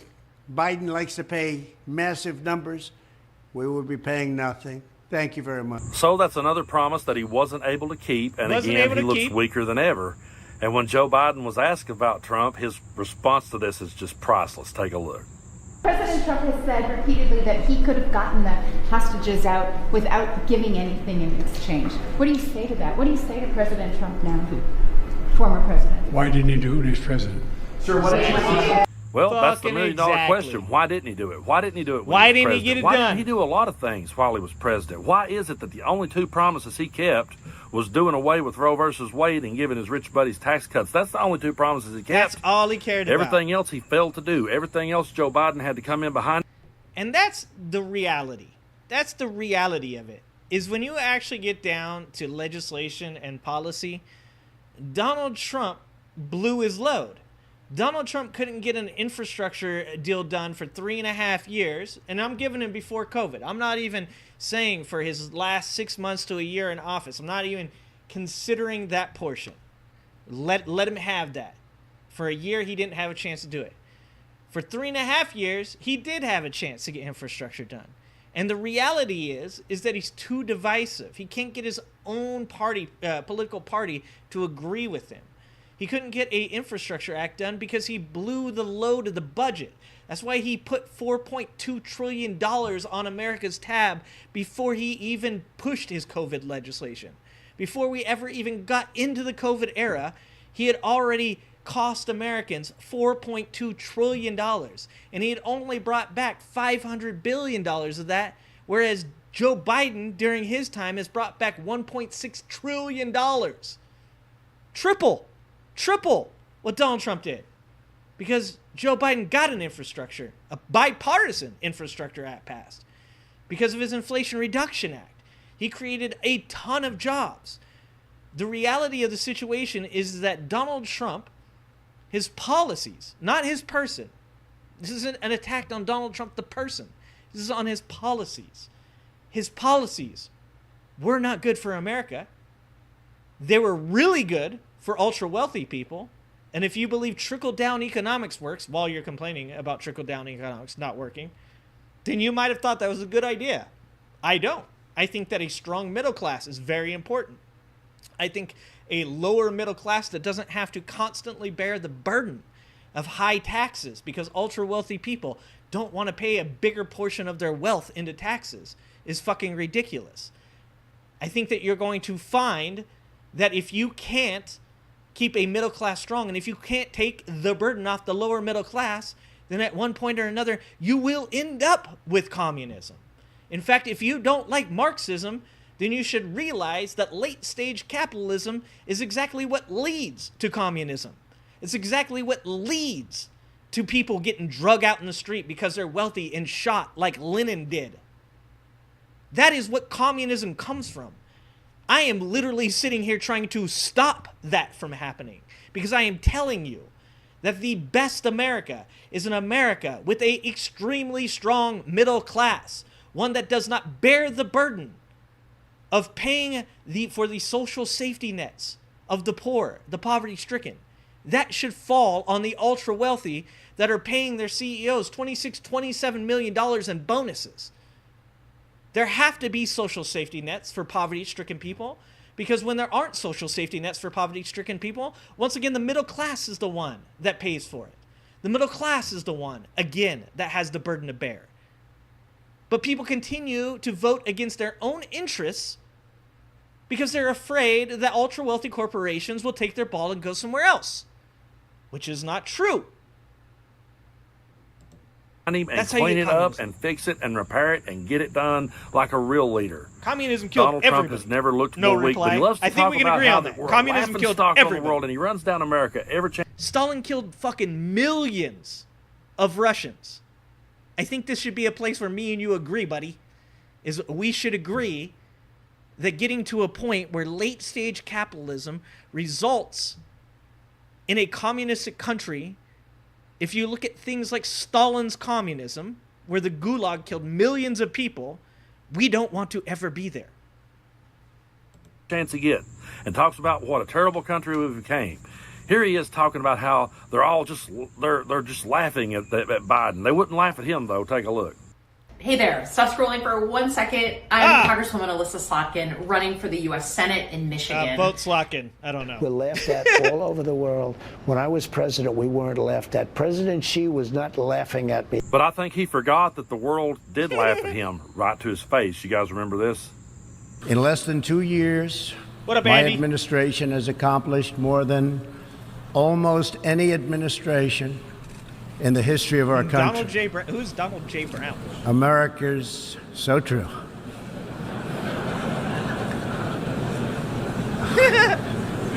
Didn't expect that reaction, but that's okay. They literally They were laughing at him then, and they're laughing even harder at him now. People are. Do you know anything about Kamala's policies? No reply.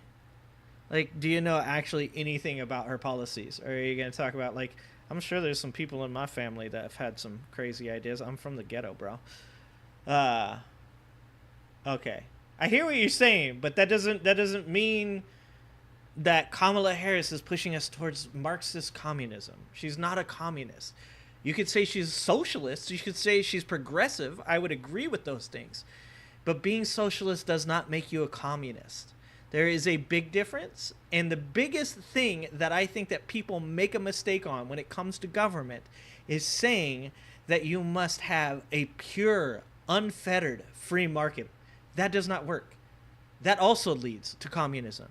Because the reason that leads to communism is because the ultra wealthy and the gap that they have between us and them becomes larger and larger. The ability to find jobs that are good paying under the completely free market, which does not exist, leads to communism because people are forced into areas where they feel they have no choice but to react in a violent manner. This is all a very delicate balance. And we should be talking about things, like I said before, that are mended governments. And that is where you have something like capitalism, which is a great economic driver, as I said before, but needs things that are social safety nets, like Social Security, like Medicare for All, that should be instituted. I do know here, I've been under a rule for a very long I know plenty about Kamala, and I guarantee I've talked to 1 million fucking people from San Francisco that all don't know a damn thing about her policies. So tell me her policies. Tell me her policies. Around the world writes me every day, and they say, Brando, we cannot believe what we're seeing in our country. We can't believe this guy is still a contender. We can't believe the things that we see his followers doing out at the rallies. They'll ask me, they'll say, Brando, did those people really put on diapers? Yeah, I agree. We're getting closer and closer to an oligarchy. We are getting close to an oligarchy. In fact, there's a argument currently to make that we are an oligarchy. There is very little that stands between us and being controlled by huge corporations. And this is, once again, something that should reach across the political spectrum. Because you guys on the right are super fearful of Google. Well, us on the left are also super fearful of all the huge corporations. Things like Kroger's trying to take over Albertsons so they can own 20% of the grocery market. You think grocery prices are high? You want to know what they would look like if somebody like Kroger's owned 20% of the grocery market? 4 big corporations own 60% of grocery stores. That's insane. And that should not be accepted. Did they really wear bandages on their ears?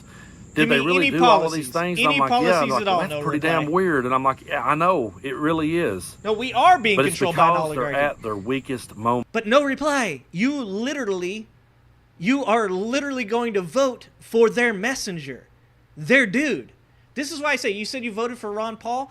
If you said today that you're going to vote for Ron Paul, I'd be like, yeah, dude, go for it. I don't think Ron Paul, I don't agree with a lot of shit he believes, but I also don't think he's that bad. I don't think he's terrible. I think that we disagree on policy and how to get to the same goal. I think Ron Paul has the same ideals as I do as far as where to get, same goals, but he wants to get in a different way. Donald Trump has different goals than anybody else in America. Donald Trump has Donald Trump goals. Donald Trump is the main, like I said this before, even for Project 2025, Donald Trump isn't the perfect person for for Project 2025. J.D. Vance may be the perfect person for 2025, but Donald Trump is the perfect person for an oligarchy because he is corporate interest. You guys say it all the time. He's a really good businessman. He's so successful. Blah, shit. He is them. He is the oligarchy. He is one of them. He only cares about Donald Trump. And all they have is their WWE rhetoric. They do not have real ideas.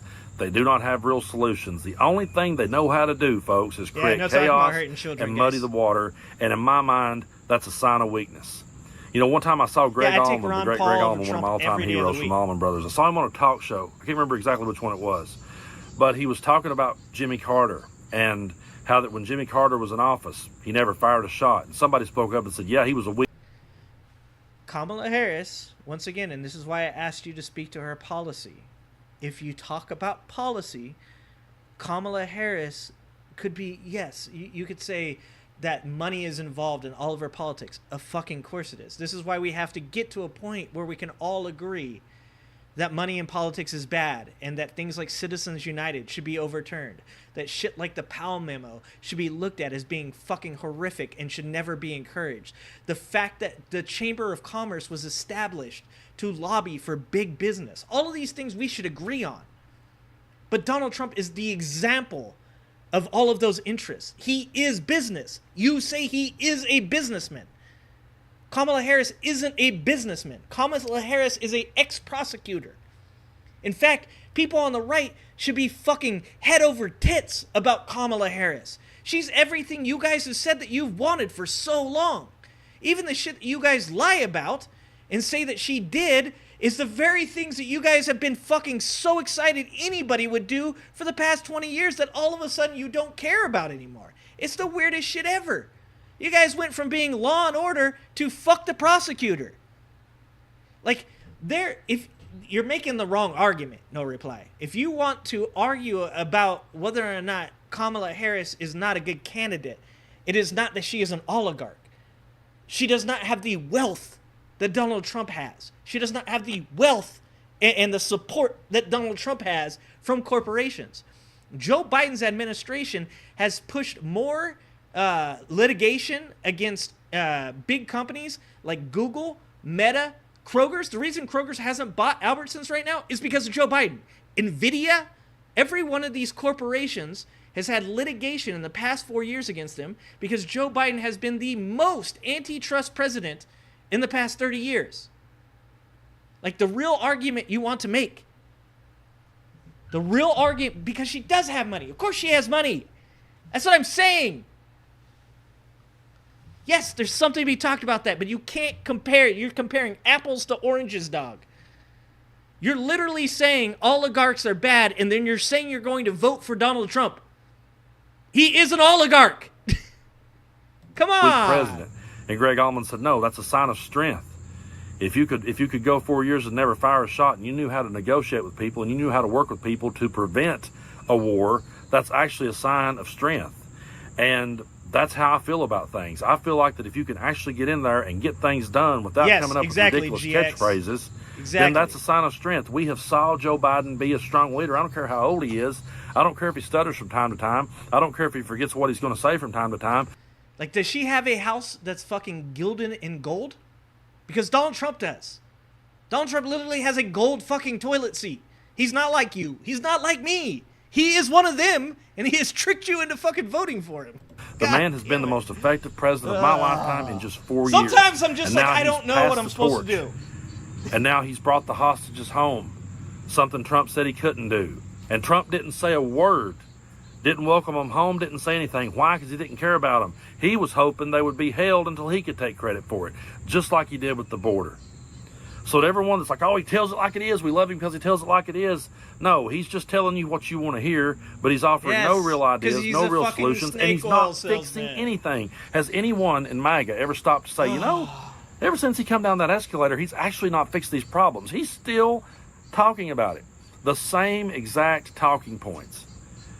You know, if you're standing somewhere saying, I'm going to build a bar right here, I'm going to build the best honky-tonk bar room it ever was, and you stand there for 10 years in an empty field saying that and you never deliver, a lot of people is going to start to say that you're just a dreamer and a wishful thinker and full of shit. And that's what Donald Trump has done. He stood back and talked this stuff for years, and he's going to keep talking it, and he's going to keep hoping that the problems stay around so he can keep... Yes, no reply.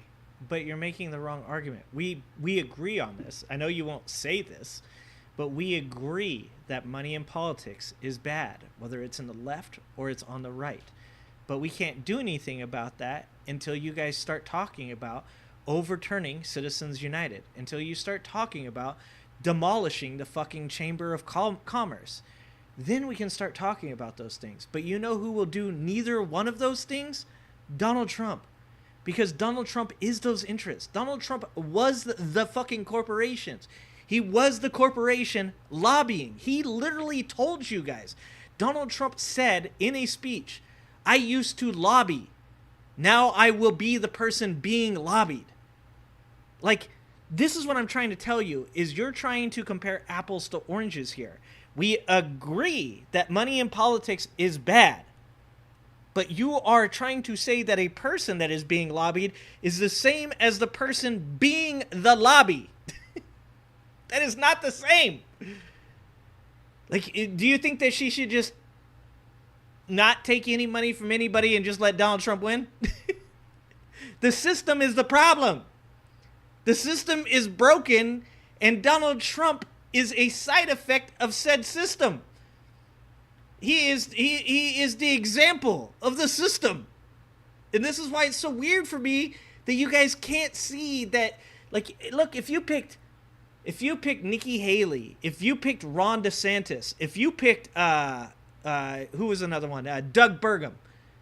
I would argue with you right now that you would be making a apples to apples argument.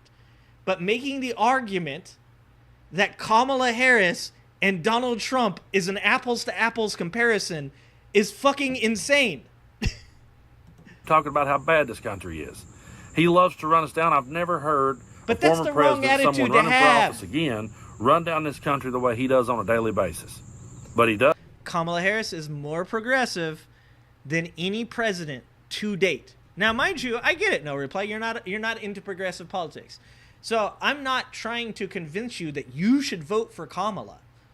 I'm trying to convince you that if you are really a conservative, if you really believe in libertarian values, then you shouldn't be voting for Trump. You should be voting to get somebody into the fucking race that is a Republican that represents your values, because Donald Trump doesn't actually represent your values. I'm saying I'm voting for Kamala. I'm not trying to convince you to vote for Kamala. She represents my values. She is more progressive than any president to date. Joe Biden, when he came into office, I had like my bar was like just barely above the ground. If that motherfucker can keep us out of a recession, if he can get us back to somehow staying afloat, then we'll be okay. And he blew those out of the water. Blew it out of the water. And he did shit that was pretty fucking progressive. And I was like, you know what? That's pretty good. And then the more and more I looked into Kamala Harris's record, and there's things I disagree with. Like, I'm pro-death penalty. I think that there are certain things that you should get the death penalty for. Kamala Harris is completely anti-death penalty.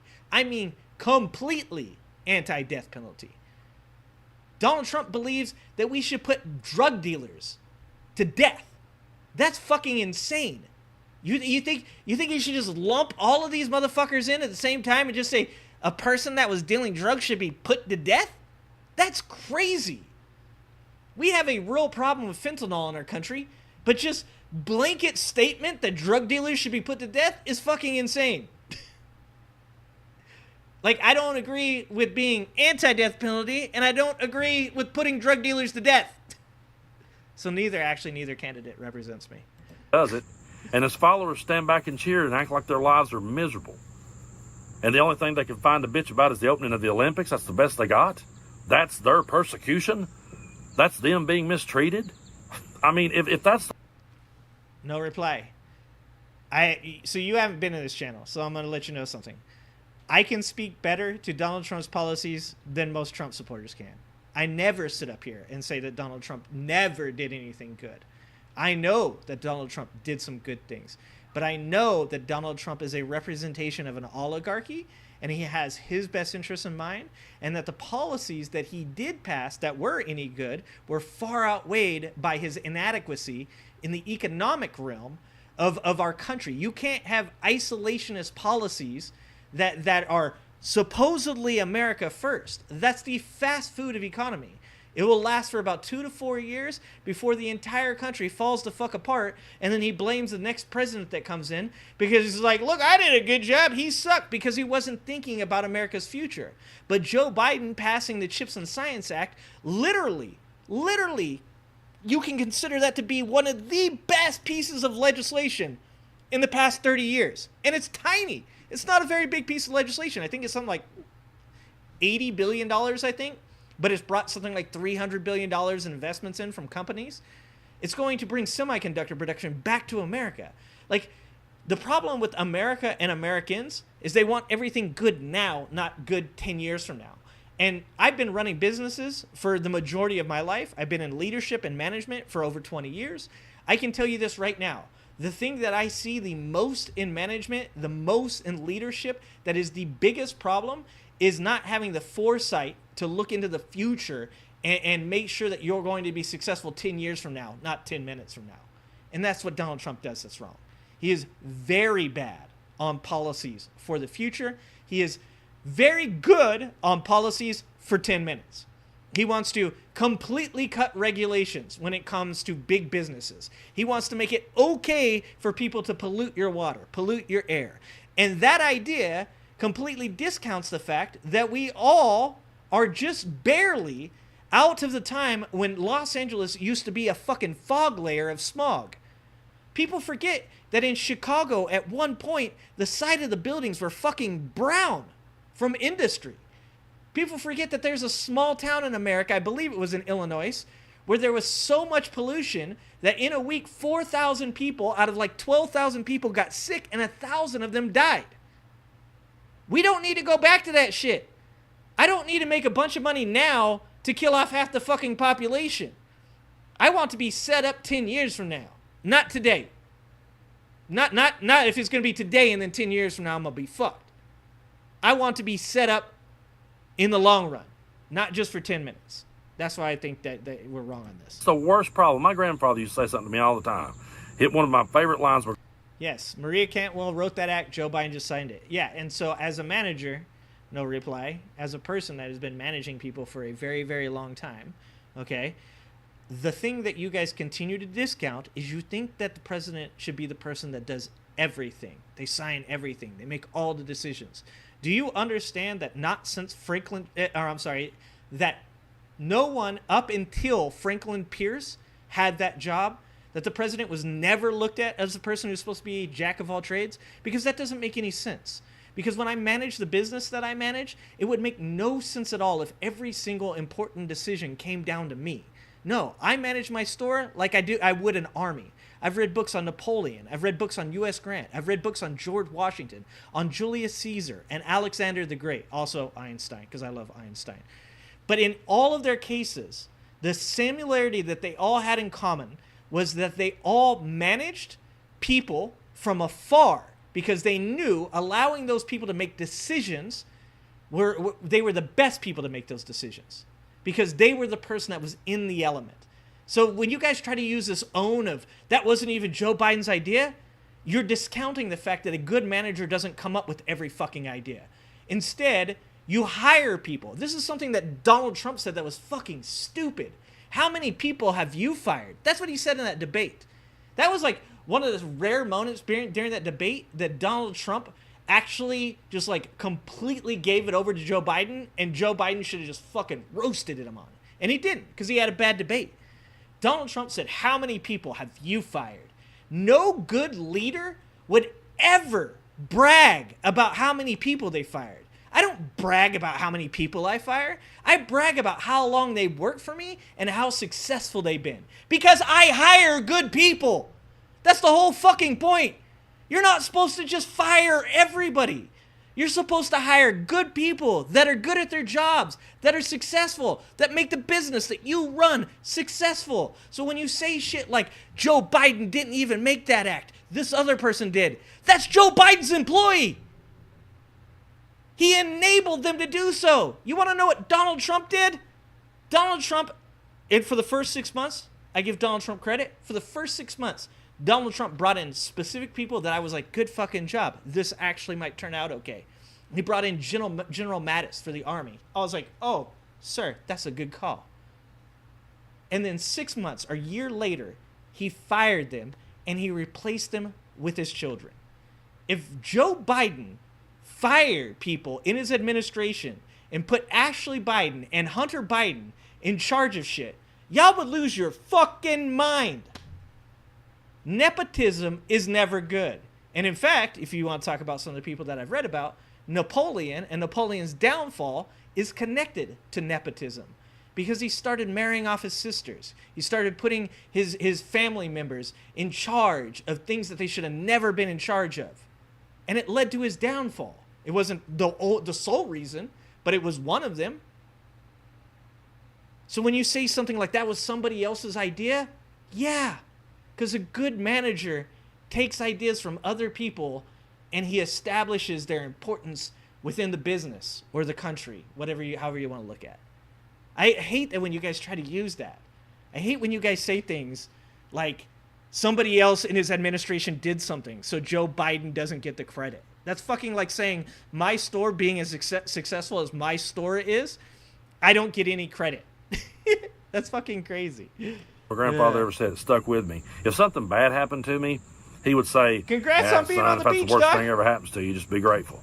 He said to me all the time. I remember one time, this is a horrible story, but I remember one time in the second grade, Jesus Christ, it was Easter, and I threw up a bunch of eggs that I ate. And I was so embarrassed because I threw up all over this kid that was sitting in front of me. I was so humiliated. I was so embarrassed. I came home. Exactly, Nancy. I didn't want to go back to school the next day because all the kids was laughing at me and poking fun at me, and the kid I threw up on was mad.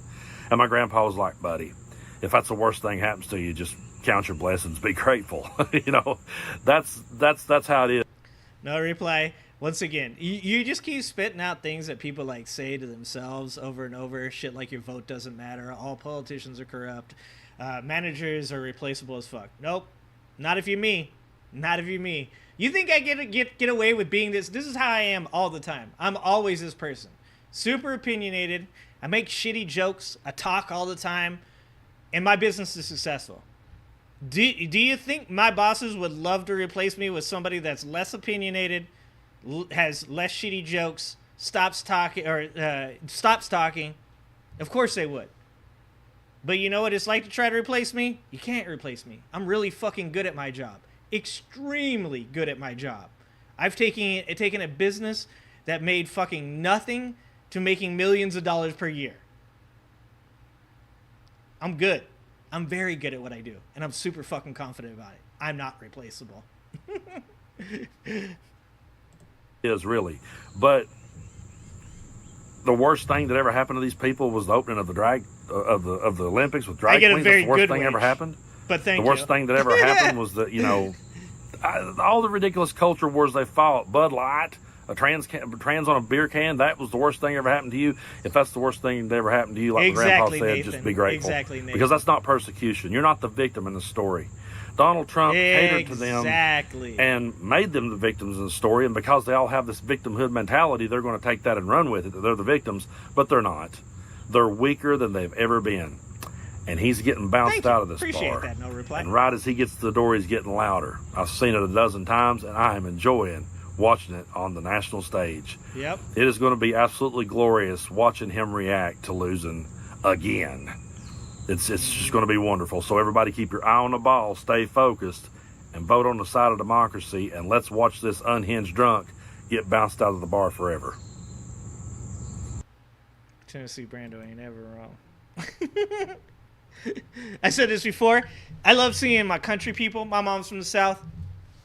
I love seeing my country people speak real good stuff, because there's a lot of wisdom from the South that just kind of gets overlooked because of all the dumb shit that happens. And I can tell you this right now. I always think about the idea of the cowboy. Like, I grew up in a very country place, and the idea of the cowboy never was represented in the way that it should have been, right? It was they never reached the representation that they should have reached, and that was the cowboy is a lot like the knight. It's supposed to be chivalrous. You're supposed to defend the weak. You're supposed to stand up for people. You're supposed to stand up for ideals, and you should role model them. But a lot like the knight, it was never true. Most of the country dudes that I knew beat their wives. They were drunks. They were not good people. They cheated on they left their families. Like, it was never represented. And that was really sad to me because I thought that, like, there's something to that should be role model. There's something to that people should want to do. You should want to defend the weak. You should want to be the leader in your home and teach, you know, and take care of people. And that doesn't mean your wife can't get a job. I'm saying that you should be the support process. You should be the person that really makes the people around you do better. You should be happy with their successes because their successes are your successes. And it never got represented. So when I see people like Tennessee Brando and I see people like Texas Paul, like, it really actually heals something in me, because my mom's from the South. My mom was from one of those families where she was abused physically, mentally, sexually, emotionally, because that's what it was back then. Like, you said you were a good person, but you never were. And seeing people like Tennessee Brando and seeing people like Texas Paul, actually, like I said, it heals me a bit because I love seeing that shit. I think more people should be like Tennessee Brando. I think there should be more people like Texas Paul. I think there should be more men and women that get out there and stand up for people that can't stand up for themselves, that support good people because good people support good people, and role model those values and really, like, take care of each other, because a rising tide lifts all boats. My successes are your successes are my successes. And that, as Americans, like, that should be the ideology. Not every man for himself. Not like, if I take care of me, that's the most important thing. No, what you should do is you should take care of you until you get to a point where you can help take care of others. Just like you would in a relationship. I would never tell somebody in a relationship that they should try to take care of everybody else when they're lacking. You should take care of yourself until you build a nice, firm foundation, and then you should start taking care of those around you because you have the ability to do so. Kind of like what I was just saying about me and my job, is me and my job allows me the ability to get on here. I don't make any money off this. I make, every once in a while I make $2-3 off of these streams. You guys can super chat me. Every once in a while I get a super chat for a few dollars. But I don't get paid shit. I make a couple bucks off these streams. And that's not like a under exaggeration. That's literally, I make like $2.47 off of one of these streams. But it's okay because I have everything I need, man. I have a career. I have a beautiful family, a wife of over 20 years. I have 2 wonderful children. I have a house that I own, and I'm good. So I have a nice foundation for me to help other people out, and I feel like that's what I should be doing. So I try to get on here, and I try to represent my values and try and be a person that supports good people. And I think that everybody else should as well. So shout out Tennessee Brando for being a good person and supporting other good people as well. Okay. So now we're going to get into, you guys are really going to like this one. So I'm going to tell chat, I'm going to say this right off the bat. We do have rules. I do not want to see any homophobia. I do not want to see any racism. That shit needs to be, you want to be that person, there's other channels for you. You can go check out somebody else's shit. But we don't talk about harming children in the chat. I don't care if you're on the left or you're on the right. You should never be using insults against your political opponents that desensitize people to the harm of children. So no shit, no calling each other pedos, no talking about like how you think this person did that. That goes for both sides. I will time you out, and if you continue, I will ban you. No racism, no homophobia. No telling people that you're going to hurt them. No telling people that they should hurt themselves. Now, I'm going over all these rules because we are about to get into a sensitive subject. And when we get into a sensitive subject, you should be able to have a conversation. But if you're going to go to those places and you're going to be that type of person, then I'm going to ban you. So if you want to have conversations and you want to disagree with the stuff people are saying or even disagree with what I'm saying, that's acceptable. But you need to keep it within those boundaries so that way we can have conversations about these things.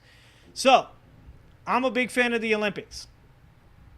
I know, I have to keep changing them just because every time I forget about it, somebody else fucking pops in and says something, and I'm like, dude, don't do that shit either. Like just be a good human. The rules are be a good human. That's the rules. Like, just be a good human.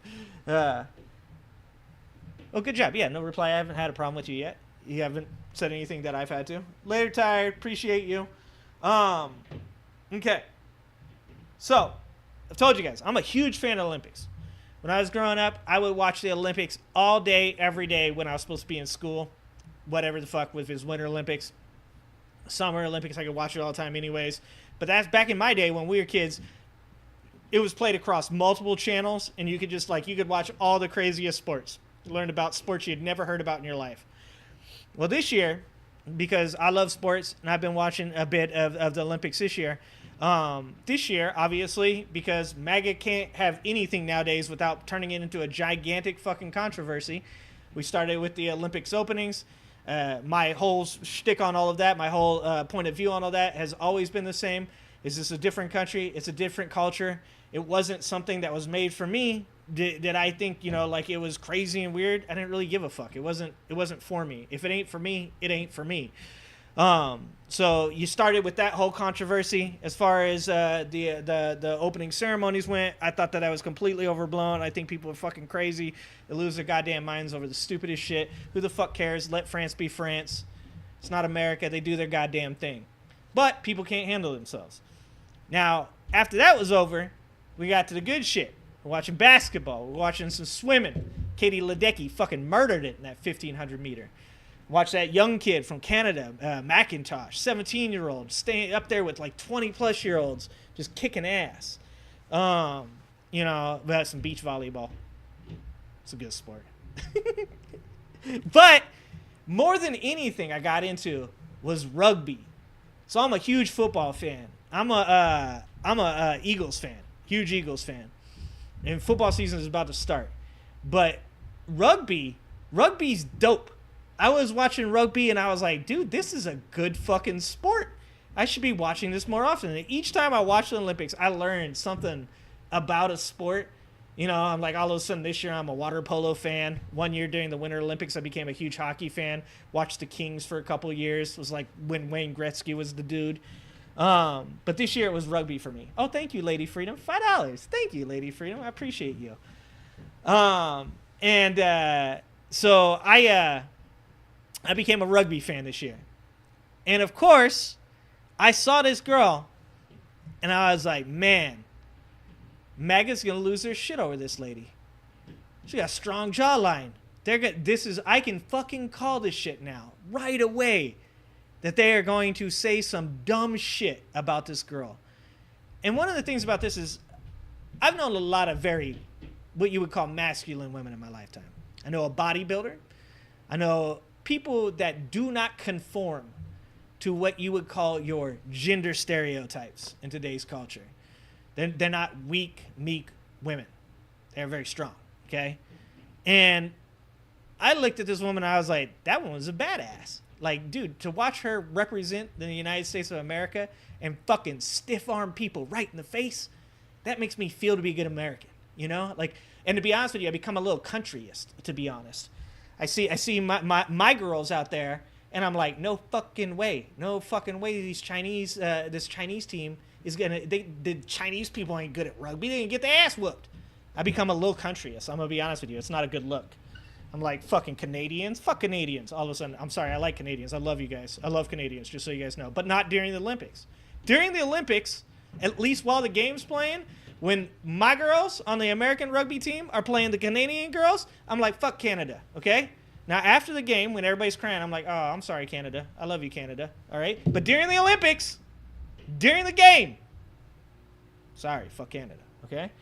Now, of course, right after this match, right after the American team blows up, you see all this shit online from people claiming that this woman is transgender. There ain't nothing wrong with being transgender. But saying things in a certain way to make it an insult, to harm this person, to claim that they have some kind of unfair advantage when you know absolutely fuck all about what is going on in this person's life is one of the dumbest things that we do in our society today. And sometimes I do it. I said this during the when Trump was shot at during the assassination attempt. When people were trying to give me videos, when people were trying to, I said, no, I don't want all that. I want to be right. I don't care about being first. I want to be right. So I don't want all the videos and shit that you guys are trying to send me. And then eventually, like, as it came out and shit was confirmed, I was like, okay, we'll show this stuff. But we have this society where as soon as something fucking happens, everybody, like, just jumps on, oh, I know. Like, it's like, you think you know what genitals this person has. You think you know what their blood work looks like. It's fucking insane to watch. It's just like when that boat hit the fucking bridge in Baltimore and everybody was like, it was a cyber terrorism attack. And it turned out, no, it wasn't. Some dude shut a fucking vent that he shouldn't have. Like, this is one of my problems with today's society, and I don't think that it's specifically a MAGA problem, but right now MAGA is really fucking bad about it. Because you guys are outrage culture. You're everything that you hated about the left, you are now. All the shit that you are mad about with the left. Call the transvestigators? Yeah, I can't take them seriously. Well, I try not to, but that shit, like, it's kind of like, what the fuck, man? This girl is, like, in the greatest moment of her life, fucking stiff-arming people. They won the bronze medal for America. Did she get to celebrate her moment? Did she get to have a fucking good time? She reached the peak of where she wanted to be. Nobody gave a fuck about Americans women's rugby. Nobody cared about American rugby, period. This woman's out there with Jason Kelsey in the fucking stands cheering for her, and she should be able to love that moment. She should be able to embrace it, to feel good about representing her country. And what does she have to fucking worry about? A bunch of bigot motherfuckers claiming that she's a dude. Like, that's fucked up, man. Like, it's just insane that a bunch of people that claim that they're fucking patriots are shitting on a girl that's representing the goddamn country and doing a good fucking job of it in her, like, peak moment. It's mind-breaking. You're not a patriot. You're an asshole. Anyways, so now we're going to watch this video on it. Meet Ilana Mar. I took that lesson straight to the rugby pitch. I passed harder. I ran harder. I tackled harder. And it didn't take long until I was named one of the best rugby players in the country and was recruited for the USA Rugby Sevens team. Mar is part of the United States women's rugby team, who just captured the bronze medal at the 2024 Paris Games. And the first time in our country's history this has happened. And while Mar would celebrate, the disdain people had for her was paramount. Hi, thank you for this comment. I think you were trying to roast me, but this is actually a fact. I do have a BMI of 30. Well, 29.3 to be more exact. I've been considered overweight my whole life. And see, this is one of the things. This is what I fucking hate. And I get it. It's a symptom, or I'm sorry, a side effect of the internet culture. Talking about people's BMI and shit like that. Like, you can make whatever fuck jokes you want in your own house with your own people. You can say whatever the fuck. That's you. That's you. But when you're literally tweeting this shit at people, or you're trying to engage with them. You're trying to engage with them. So when people shit on you for saying this shit to people, you deserve it. Because you were trying to call attention to yourself. You deserve to be shit on. in middle school, elementary school, high school, I was always considered overweight. I remember vividly one time in high school, I did turn in a physical to the office. What up, Linnell? And right at the bottom of the page, it said overweight. And I was so embarrassed to turn that in and to have that written there. So my whole life I've been this way. By the way, I lift weights and I'm also considered overweight. I also am considered overweight. And if you saw me, you would be like, that guy's overweight? I don't fucking think so. I'm not even close to overweight. But if you look at my BMI, I'm overweight because I lift weights. I chatted with my dietitian because I go off of, facts and not just what pops up here, like you do. And we talked about BMI, and we talked about how it really isn't helpful for athletes. BMI doesn't tell you much. It just tells you what your height and weight and what that equals. I've said it before, I'm 5'10", 200 pounds. BMI can be a lot more helpful. Yeah, so she's slightly bigger than I am. BMI is helpful when you have average everyday sedentary people that don't have any type of medical condition. Like, it's helpful in like the most like perfect situations. If you are a human being with 0 medical conditions, with the ability to exercise, to do like all of these things. BMI's super helpful in extremely rare cases. Other than that, BMI is bullshit. I'm sorry, but it is. Like, it's insane. And I have about, and this is an estimate, but about 170 pounds of lean mass on me. Do that math in your head. You probably can't. That's pretty crazy, right? And that BMI doesn't really tell you what I can do. It doesn't tell you what I do on the field, how fit I am. It's just a couple numbers put together. It doesn't tell you how much muscle I have or anything like that. So, yeah, I do have a BMI of 30. I am considered overweight. But alas, I'm going to the Olympics, and you're not. And she would try at... And fucking exactly. How insane is our culture that we've gotten to a point where a person is calling an Olympic athlete fat?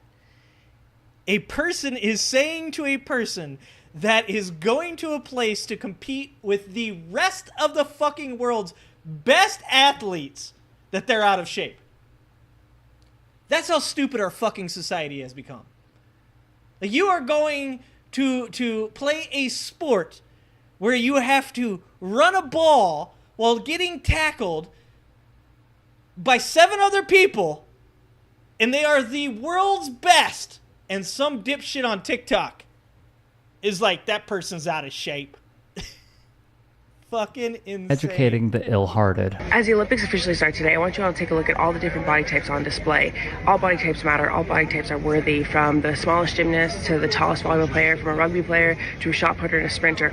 All body types are beautiful and can do amazing things. So truly see yourself in these athletes and know that you can do it too. Because simply, MAGA targeted her. So is this what patriotism is to you freaking far-right assholes? Going after an Olympian, a United States Olympian, which, like, I don't know, when I was a kid, like, that was the most eagle sound, patriotic you could be. An Olympian on their way to a gold medal for the United States, and you're going to shit on it. Anytime you see any woman that's not a size 0, you're just like, they got a dick. Calm down with your bullshit.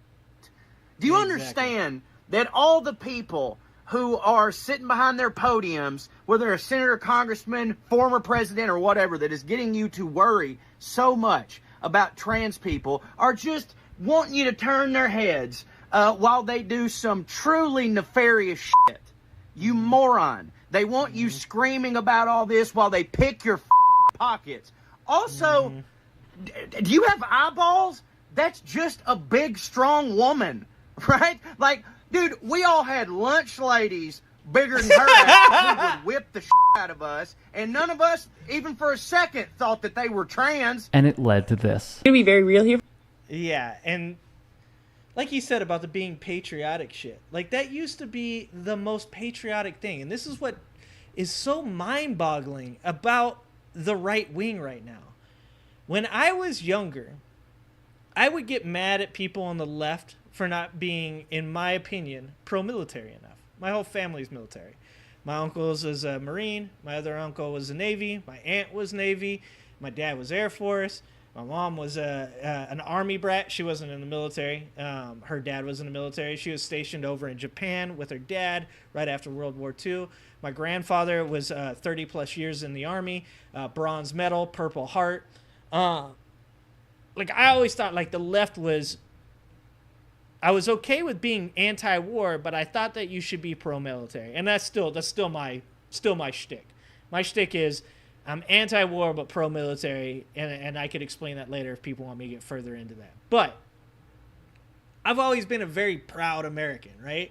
Like, I've always said, when the leftists told me things like we shouldn't be proud because of the history of America, I've always said, I think that you can both accept that America has made a lot of mistakes and that our short history of 250 years is riddled with things that are embarrassing, that could be better. It could have definitely been done better. But that doesn't mean that we haven't progressed and we haven't gotten better and that we have done some pretty fucking good shit, man. Like, I love living in this country. I love being around the diversity of America. Where I grew up with Latinos. I grew up with black people, white people, Arabians, Laotians, Cambodians. Like, I grew up with everybody, and I love that about where I grew up. because diversity is fucking amazing. You get the feeling of all these different cultures, and they bring so many different fucking ideas and different traditions, and it's just a beautiful fucking place to be. But it does have a history that's fucked up. And so I used to, a lot of times with people on the left, I'd say, you know, well, hey, I'm still proud to be American. And then, well, you shouldn't be proud to be American because of these things. Now, that's the right.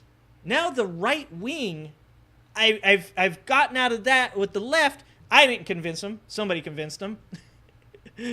That, okay, we can all be proud to be American. All right, fucking high five. And now I turn to my right, and all the conservatives on the right are like, this is what America's about? Interfering with Russian elections? We deserve to have the Russians interfere with our elections because we did it to them. Like, what the fuck? When did the right become pro-Russia? When did the right become anti-patriotism? It's fucking insane. I went from fucking arguing with them to now I'm arguing with you. I mean, I like to argue, so I'm okay with it. But it's fucking insane. The Olympics used to be the most patriot shit. The most. And now you guys are shitting on our athletes, and that's fucking insane. And you should be ashamed of yourselves. Even for a second thought that they were trans. And it led to this. I'm gonna be very real here for a second. As you can probably tell, I've been crying a little bit. I always get these comments, but like recently it kind of ramped up. I get comments being called a man and being called masculine and asking if I'm on steroids. There will always be negative people out there, and they put women in a box, and they think of women should be fragile and petite and quiet and meek. But that's not the case. Women can be strong, and they can have broad shoulders, and they can take up space, and they can be big. I think I'm getting emotional because I feel very passionate about this. Don't let anybody try to define or dictate how you feel about yourself. You get to decide that. At an earlier time, she discussed becoming... And look. At the end of the day, you don't have to find a person attractive. It's okay. It's fucking okay. You just need to not be a dick. There's plenty of people that I don't find attractive. I don't go on their fucking comments and tell them about it. Like, I'm not that much of a douchebag. I can be an asshole. And I don't even go into people's comments and tell them I don't find them attractive. You could just move the fuck on with your life. But instead, you choose to be an asshole. You choose to be an asshole. So when other people shit on you for being an asshole, you fucking deserve it. So stop fucking crying and being little bitches and talking about how you're victims. Because that's the MAGA cult's most annoying fucking trait. Y'all talk so much fucking shit. And then when you get shit on in my chat, when I shit on you guys cry and you're like, now you're insulting me. You're being mean to me. Fuck that shit. You could move the fuck on. Drive on by. You don't need to be in this woman's chat telling her that you think her BMI is off, that you don't think that she's pretty. The fuck's wrong with you? Fucking move on. More confident. See these bad boys right here? See these? Those are my shoulders, and they're big and they're broad, and for a while I was always ashamed of them. I got this comment and I resonated with it so much because I always tried to hide my shoulders as well. I always had really long hair because I wanted to cover it and seem more feminine. And it's really taken years of learning and deprogramming to love my big shoulders and to really find them beautiful. I even had a teammate recently who was wearing like a cardigan, and I was like, oh, why are you wearing that? We're going out. And she's like, oh, I don't really, still not uncomfortable with my shoulders. And so it dawned on me that, damn, there's still work to be done, and there's still people who are uncomfortable with their shoulders. Yeah, and let's be honest, that's why they don't want them playing these sports, is dudes want women to stay, they want every woman to be attractive to them. They're not comfortable that some woman doesn't give a fuck whether or not they're attracted to them or not. So it's like, well, we don't want them playing sports like that. What if they get muscles? Well, what if they get muscles? Who the fuck cares? Well, but then they wouldn't be attractive. They're not. This is why feminism existed in the first place. Women aren't there to be eye candy. Women don't live their lives to be attractive to you. They have their own fucking life. Their life isn't in some way like a side story to your life. You don't have to be attracted to every fucking woman. And these women don't have to be attracted to every fucking man. You get to be who the fuck you want to be. And that's why y'all don't like them playing sports like this. Yeah, she's gonna get big and bulky and then I won't find her sexy. That's not her fucking problem. That's your fucking problem. Get over that shit. Shoulders. Here's how I look at it. First off, the shoulders are beautiful. Second, those are shoulders you have and you're gonna have for the rest of your life. They're gonna be that big until you die. So I think it's a lot of learning to accept them and learning to find the beauty in them. Like, to me now, these shoulders make you want to take notice. When I walk into a room, people see it. I want to put my shoulders back and people notice me. But men won't find big shoulders attractive, or if I'm muscular, I won't find a husband. I'm telling you right now, there are men that find it extremely attractive. Yeah, I was going to say, let me tell you something about men. I've known a lot of dudes in my life. And I tell you this, dudes are all around the spectrum about what they like. I've known little dudes that like really big girls. I know really big dudes that like that almost came out wrong. Smaller women. That almost came out wrong. Really big dudes that like smaller women. Woo! I haven't known any, but I've heard about them. Dudes that like feet. Dudes that like elbows. Dudes that are apparently attracted to the side of people's necks. Me, myself, I'm an ass and thighs man. Anybody that is out there saying things like you shouldn't get more muscular because no man's gonna be attracted to you, they're giving you their point of view. Like I'll be honest with you, my wife's Hawaiian. I like Latino girls, but I was scared of that fire. They brought the fire, okay? I grew up around Latina women. And let me tell you, I wasn't into like fucking scrapping with my wife. I didn't want that in my life, okay? So I married a Hawaiian. She looks like she's Latina, but she's a lot nicer. Sorry, Latina women. I'm just saying, everybody's got a type. And for some dudes, a muscular woman is going to be that type. They're like, hell yeah, brother. Put me down. Let's do this. Pin me. So what dudes are doing when they say shit like you shouldn't put on muscles because no man's gonna like you. No, you're not gonna like her, and she's not gonna like you anyways because you're an asshole. So why would she want to conform to what you want? It doesn't make any fucking sense. And extremely beautiful. Do not worry, you might just be talking to the wrong man.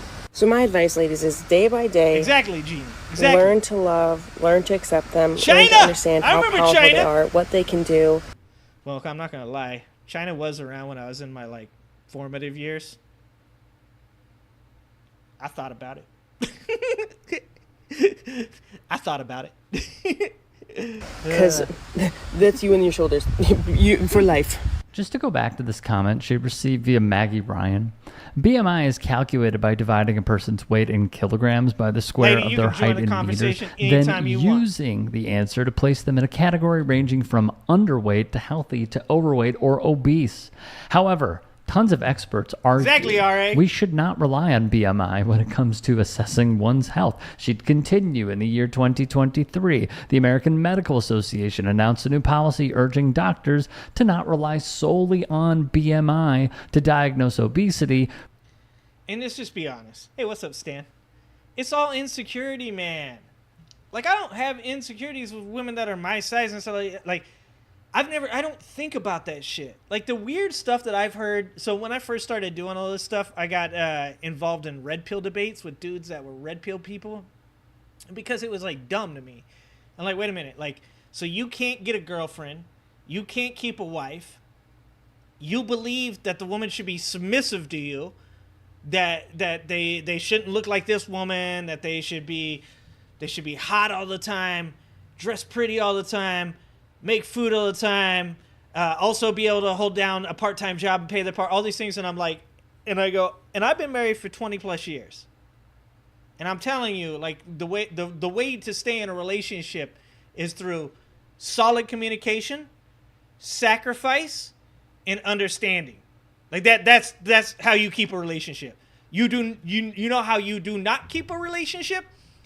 Telling your wife what she should have to look like, what her goals in life should have to be, and what she's allowed to do.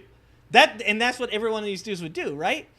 And they would literally look at me and be like, "Nah, man, Like, you don't know shit. I'm like, that's really fucking hilarious because, to be honest with you, I have a relationship of over 20 years and you don't have one at all. It seems as though I might know more about this subject than you do. And when I look at shit like this, that's what I think about. I think of all these people that are really just insecure and they're angry and they're upset because they think that they can't get a woman because they think it's the woman's fault. What the reality of it is it's your fault. And that's why I try to say all of these dudes. I try to tell every fucking one of these guys. It's about working on you, dog. If you work on you, you will attract a woman or a man or whatever you're into. If you work on you and you show confidence instead of insecurity, you will attract people to you. That's one of the things I learned about leadership. Leadership isn't about walking around and being loud and yelling at people and telling people what you do. I'm the manager. It's not about that. It's about being confident and showing people through the things that you do that they should want to follow you. That's how you do it. You don't need to be loud. You don't need to give good speeches. You need to show people that you possess the confidence to lead them, and they will allow you to lead them. And the same thing goes for your relationship. You want to have a relationship? You want to have a strong relationship? You want to have a successful relationship? Then you got to work on you. You got to smooth out those insecurities. We all have them. I had a ton. I had to work through all my insecurities in my relationship. I'm a very territorial person. I had to work through that shit. Because that's how relationships are. They're fucking work. Anyways, I'm just saying, most of these dudes, their problems, the reason that they think that she shouldn't look a certain way, that she shouldn't act a certain way, she shouldn't be involved in a certain sport, is because they're insecure. That's why. For numerous reasons, including its inability to account for differences across race/ethnic groups, sexes, genders, and age span, as well as its historical harm, its use for racist exclusion, and because is based primarily on data collected from previous generations of non-Hispanic white populations. So you see how this could be quite troublesome. The commenters and idiots. Careful. Lastly, BMI is not a useful barometer for health on an individual level. So it definitely... And Jordan says, personally, my only rule is if you're an OnlyFans model, I will not give you a chance. Like, can you accept, Jordan, that in that, like, that's just not for you? Like, I'm sure you will. But, like, that's the same for me. Like, I couldn't do that, right? Like, because I'm insecure in that area. 100% I'd be insecure about it. That's people's problem, is they don't want to admit they're insecure to things. But admitting you're insecure to something, that's not a failure. Like, you can choose to do two things when you admit that you're insecure about something.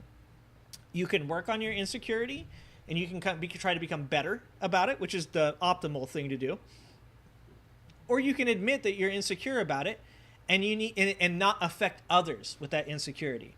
So, like, in the case of somebody saying that they're an OnlyFans model, if that's an insecurity that I just, like, I can't handle, I can't do it. It's just always gonna fuck with me because I have a history. I have a childhood, an adulthood that has led me to this place in my life where I have that insecurity, and maybe I'm an old dog and I can't learn to not have that insecurity, let's say.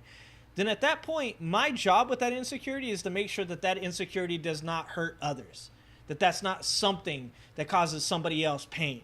So what I would want to do in that occasion would be like, well, it ain't for me, but I wish you the best. I hope that you find somebody that's more your style, somebody that's going to be more simpatico with you, more symbiotic. Like, you can have a good relationship that's beneficial to both. And it's just not for me. But it's not my job to say to that person, you have to stop doing the things that you do, that you like doing, so that way I can be happy. That's not acceptable. If that person chooses to, as Titan said, if that person chooses to compromise, because let's say they find that they love you, they appreciate you, they want to have children with you, and they say, oh, okay, but that should be their decision. That's not your decision. That's theirs, right? Shouldn't be used as a way to body shame someone. In fact, while we're on the subject, no physical attributes should be used to body shame. Spitfire. Can we maybe just stop body shaming, period? Yeah, I know some wish. people do the And feet as Mara says in a more recent TikTok where she has over 1 million followers, the Olympics are the perfect way to showcase that all bodies are capable and strong. I want you to look me dead in the shoulders and say that to me again. Right? Say it, put your full chest into it. Say it again. Have a good look and say it again. Yeah. Yeah, sorry, but she doesn't look athletic. That's insecurity. Because you're saying something that is obviously not true. That woman is very athletic. And let's just go ahead and say this. I was joking about this when I was watching the women's rugby. I used to play no pads football in the middle of the ghetto with some of the gnarliest fucking dudes. I almost got killed multiple times. And I don't mean the times that people brought guns to the football game. I mean just physically when a couple of those dudes tackled me, because I was not a very big dude at that time. And so I'm used to physical sports. I've been involved in combat sports. I've been involved in football, basketball, baseball my whole life. Love sports. I still work out, still lift weights, still enjoy all that shit, right? That woman would fucking murder me on a rugby field. I seen those videos. And let me tell you this. If this woman was running at me and she had that stiff arm ready to fucking go, I would dip out. I would, right in front of her. Get the fuck out the way. Maybe try to grab a leg as she goes past. Like, saying shit like she don't look athletic is fucking stupid, and you're the person that looks like a fucking moron. She would then speak to CBS Mornings and say, I think there has always been a divide. People believing that, oh, when you play sports, if you're an athlete, you can't be feminine. I feel that I can be a beast and play this very physical, aggressive sport while also keeping my femininity while I do it. People would always call me masculine, she would say, and I didn't understand that. But now I'm like, oh, there's a purpose here for it. I could stiff arm, I can fend. Yeah. And so she found her spot, and you should just be happy for her, man. This is like something that's just like completely lost in society right now. Just be happy for her. You don't have to be negative to her. You don't need to give her your fucking negativity. She can just be happy playing fucking rugby. I said this about the opening ceremonies. I said it wasn't for me, right? Like, they're not, like, I'm not their target audience or whatever. Plus, they're French, so they're crazy. They do crazy shit. That's their culture. If it ain't for you, it ain't for you. And that literally means that's not for you. It wasn't made for you, so it's not for you, and that's okay. Same thing goes with that woman there. It's okay. If she ain't for you, she ain't for you. Like, especially if you're a religious person, if you believe in God's plan, then you should realize that that person wasn't meant to be your person. And that's okay. Move the fuck on. Drive the fuck by. And I can get up and tackle as hard as I can. And that's why I want other women to even just get in the gym and lift weights. Like, see what your body can do. Get to a point where you can't do a pull-up. Oh, man, I'm so powerful. I can do this. I just think it gave me a new perspective on my body. A bit of a background. Via Forbes. Mar is a Vermont native who didn't start playing rugby until she was 17 years I've been watching old. it. I've been watching she played it, Paul. college I've been rugby, watching it. helped her team win 3 national intercollegiate Rugby Association championships, played her first game for the States' Rugby World Cup Sevens team in the year 2018, and competed at the Tokyo Games in the year 2021, where the team finished 6th. Mar is a prop center, usually among the largest on a rugby team, and told Forbes last year, and I quote, I just run through people and try to set up for something. Mara scored in all 3 of the rugby team's games so far at the Paris Olympics, a little outdated, of course, but here's what I will say. I go back to a previous video we showed. When does this become acceptable? Yeah. That's the problem. It's shocking, it's not acceptable. the levels that conservatives will go to. Because it continually shows that there is no bottom. Dude, the Alana blacks, Mar Paul is Sharkey, an inspiration. with the All Blacks, the she New Zealand is team. an athlete. She is an Olympian. I'm into rugby all Something of a sudden. that those It's on dope. the couch that are putting out their Twitter fingers on could only dream of being in their sleep. She is awesome at what she does. She is a role model, and we stand her. And to see so many try to tear her down simply because of what she looks like shows that they're scraping the bottom of the barrel. Because it's outdated, it's dumb, it's classless, it's lowbrow, it's low IQ. It is beyond stupidity. Yep. And yet it is the same exact crowd over and over again that will cling to this mantra. We must protect women's sports. Yep. Where are they now? Because it's not about protecting women's sports. It's about discrimination. And it's about creating It's about anger excluding. and hate and fear. That's what it's about. It's about attacking. Creating anger, hate, and fear. And it is fundamentally obtuse to do so. If you can and are willing, please. And he's 100% right. There are times in your life where you should be outraged. There are times in your life, right? Like I've always said, like I come from a really shitty background. U.S. did beat Australia. They beat them for the bronze. Ours wife. I come from a really shitty background. So I'm not going to sit up here and tell anybody that you should ever commit physical violence. That is not something that I think that anybody should do. But I will tell you this, that I have been capable of this in my life. And I have participated in this in my life. And because of the way that my mom was abused, my sisters were abused, I was abused, if I see somebody fucking with somebody else, I get pretty outraged, to use the closest possible word to that. So I'm not going to sit here and tell you there aren't times where you should be outraged. There are definitely times when you should stand up for people and say this shit ain't right. But there's a thing about our culture where we are currently farming outrage. And I think even in the use of that term, farming outrage, it should just, in and of itself, tell you that it's a bad thing. But I'm going to say in a bad way. That these people don't want to protect women's sports. They want you to be angry. They want you to be hateful. They want you to experience the same vitriol. And they have a multitude of reasons for why they want to do that. One of those reasons is financial. Because the more you're angry at these perceived slights, the more you're attached to them. The more money you'll give them. The more you'll participate in their programs. The other reasons are because these people are hateful people. Because they're insecure. They're concerned. They're the guy that says, well, what if I'm at a bar one night and I'm hitting on some woman and it turns out she's a transgender? Well, then it turns out she was transgender. Who the fuck cares? You thought she was pretty in the first place. Sounds like a you problem. Well, I've been duped. I've been tricked. Have you? Have you? And there's outrage that is going on right now that is being farmed. And I mean that. Farmed by these people. And so when they see something that is even in their opinion slightly like the subject that they are currently farming for that outrage, they jump on it and they use it without any concern for the people involved. And that shit's insane.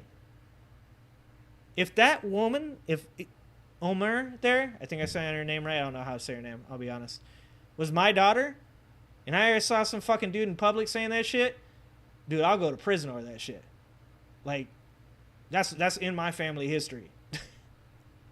Like, it's insane to think that we've gotten to a place in our society where we farm financial benefits off of the outrage of other human beings with zero understanding of the repercussions of what that does to those human beings. We got to be better people, man. Like, you don't have to have an opinion on that woman. You don't have to have an opinion on her size. You can, if you like rugby, watch that shit. You don't need to tweet at that woman. You don't need to put comments on her shit. You're choosing to do so because you're an asshole. Anyways, I'm just saying. So now we're going to get really fucking worked up. Because now we're going to talk about the boxer. So once again, I'm gonna go ahead and I'm going to give this warning. This is a sensitive subject. and there's a lot of opinions on this subject. But your default position on any one of these subjects is that this person is another human being, and I don't have all the information, so maybe I'm wrong. And I'll be honest with you, I'll go somewhere with this. Thanks, Dim. Good night, Dim. I'm gonna say something about this. So this boxer, I can't remember her name, but she's from Algeria. Oh, sorry, it's in the Imane. I'm Imane Khelif? I'm gonna say Imane Khelif, okay? She was in a boxing match with this Italian woman who she hit once, and then this Italian woman quit. Now, there had been some type of supposed test that had came out about this woman that said that she had an XY chromosome. So I follow a guy, his name is Torrey Smith. He's an ex-wide receiver for the Baltimore Ravens and an ex-Philadelphia Eagles wide receiver. That's why I follow him, because I'm an Eagles fan. And he had asked the question. He said, I just did research on this person real quick, and everything I can find shows that this is a woman, not a transgender woman. Therefore, I don't understand what all this outrage is about this. And in replying to him, I made a mistake. I said, I believe, in the attempt to say that I do not know, but this is operating off the information that I see at hand, that this person may be intersex, and then I used it as a joke. I said, this confuses the shit out of MAGA Republicans, because MAGA Republicans have always espoused the opinion that your genitalia determines your sex. So forever, the conservative side has always been, if you got a dick, you're a dude. If you have a vagina, you're a woman. That has always been it, no matter what. It's like if you're born with a dick, you're a dude. If you're born with a vagina, you're a woman. And I said this is really confusing for them because this person supposedly was born with female genitalia, but has an XY chromosome. Now I don't know that, so that's my bad. I don't know that. I was just trying to explain to him why these people were so outraged, why they're blowing their mind. I said in the same week that they found out that a person can be biracial, they're finding out that a person can also be intersex, and that is melting their fucking minds. But to be honest with you, like I said, even on my part, that was probably going too far, because what we're doing here is we're watching something happen, and then within hours, just think for 1 second how fucking insane this is that we do this. We find out about a person 3 hours. 3 hours later, after finding out that a person exists, we all think that we know whether they're intersex, transgender, what their genitalia was, what their blood work looks like, how they feel probably politically, all of this shit. And it's crazy because the comment blew up. It got something like 40,000 or 30 or 40,000 views and tons of likes and comments and shit. And the comments in it were just all these people debating biology. One dude linked a thing that had all these genetic discrepancies or changes or whatever, like all the different ways that a person can have XY, YX, XX, all this stuff. And he's like, learn 4th grade biology. And I'm like, I don't know what fucking school you went to. But in 4th grade, they weren't teaching me that shit, okay?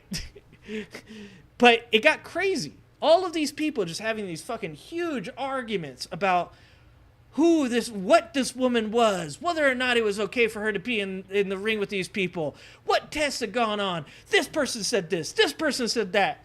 And I remember I got in an argument with one of them, and she said, your stance is that this person is intersex. And I said, no, my stance is that I found out about this person 3 hours ago, and I haven't seen their genitalia, I haven't seen their blood work, I don't know what their chromosomes are. I just think all of you are fucking nuts that you are arguing over this shit as though, you don't realize the impact that this could have on this person. It's fucking insane. So now we're going to watch this video, and I want you guys to watch this video. Ducky, careful. Careful. We're going to watch this video and follow the rules. Okay, guys? Now it's going to be hard, but follow the rules. Okay? I actually haven't watched this video. If you're a so I don't know normal how crazy person it is. tuning into the Olympics this year, you're probably in awe at all of the talent that you're seeing. I mean, we're talking about the best athletes in the world who've trained for years, all competing against each other. It really is phenomenal to watch. But if you're a weird little freak, you know, you've probably had some different thoughts while watching the Olympics. Maybe you're wondering whether or not one of the athletes is a little bit too good, maybe suspiciously good, and you're perhaps then questioning if they're trans and have an unfair advantage. Now, that might sound a little bit bizarre, and if it does to you, congratulations, you're a normal person. But believe it or not, this was on the minds of certain people, specifically deranged transphobes who couldn't enjoy the Olympics because they were too busy transvestigating the athletes. So Italian boxer Angela Carini, and that's what you said, transvestigating, Jess. And I'll tell you guys my opinion on this before we get into this, so that way you know that it's not influenced by this video. My opinion, and somebody, I think it was Dark Cash, watched the Neil deGrasse Tyson video the other day, aligns a lot with what Neil deGrasse Tyson believes. And that is that I think that people should be categorized not by gender, but by ability, by hormonal balances. Like, I don't think that a woman that has high testosterone should not be allowed to play against other women. I think that it should be people of like amounts of testosterone or whatever the hormones are that are dependent on, you know, whatever it is, and your skill levels. I think that in certain cases, now combat sports are a very sensitive one, and this is one that would need to be talked about with more nuance. But in the really easy ones, like tennis, like golf, like, you know, baseball's an easy one. You can have mixed gender sports in those places based off of these lanes. Now, when we get into combat sports, there are questions, and those questions would need to be answered. But the answer isn't reacting as though the world is fucking ending and we are all, as that man just said, become transvestigators, okay? What happened with this specific episode is just a microcosm of what's going on overall for humanity. And that is, we are evolving. We are evolving. Oh, is you he hurts? And we're not catching up with it. We as a culture, now I don't mean evolving in the evolutionary term. I do not mean that we are growing new organs or we're having brain changes or anything like that. I mean that our culture is evolving. Societally, we are evolving. Just like when the hunter-gatherers were hunter-gatherers and then agriculture became a thing and they were able to sit down and no longer have to travel as much, they had to get used to new things. And the reality of the situation is you don't get to choose that other people don't exist. You don't get to choose that ways of life and things don't exist. Those things do exist and will exist, and they deserve the same equality that you do. So the questions surrounding sports currently are a very nuanced conversation. It's something that should be talked about.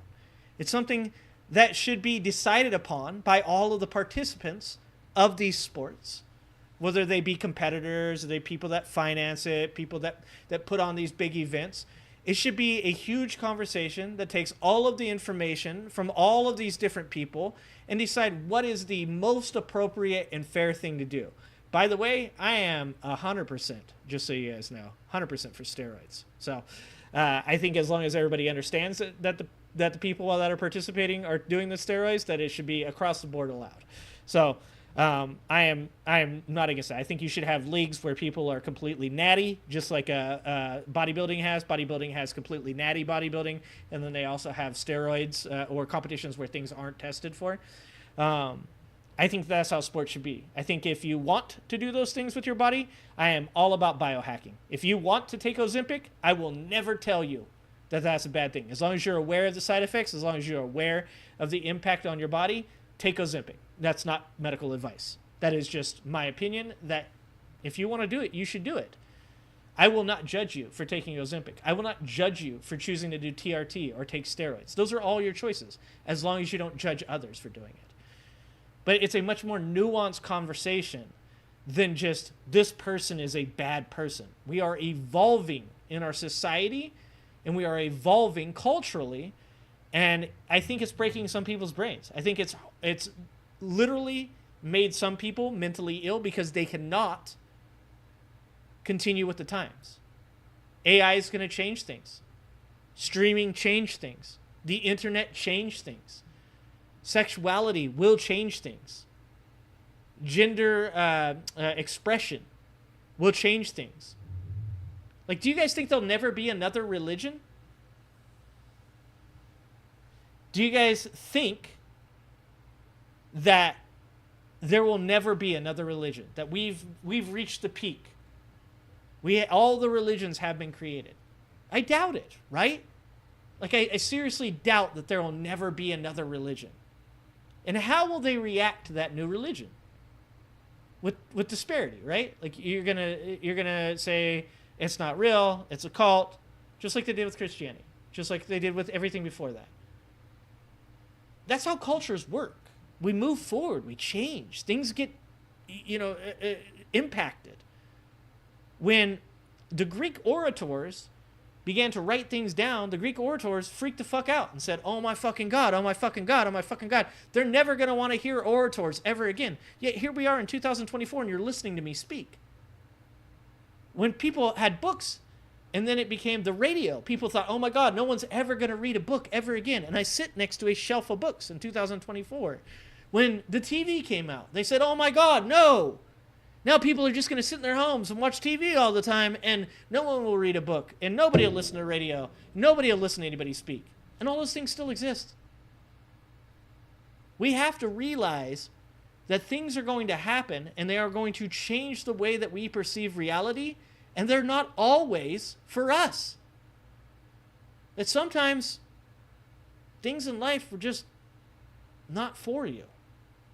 So that's my take on all this stuff. You want steroids in major sports? Yeah, I say if a person, I think that a person should take whatever they want, as long as everybody knows.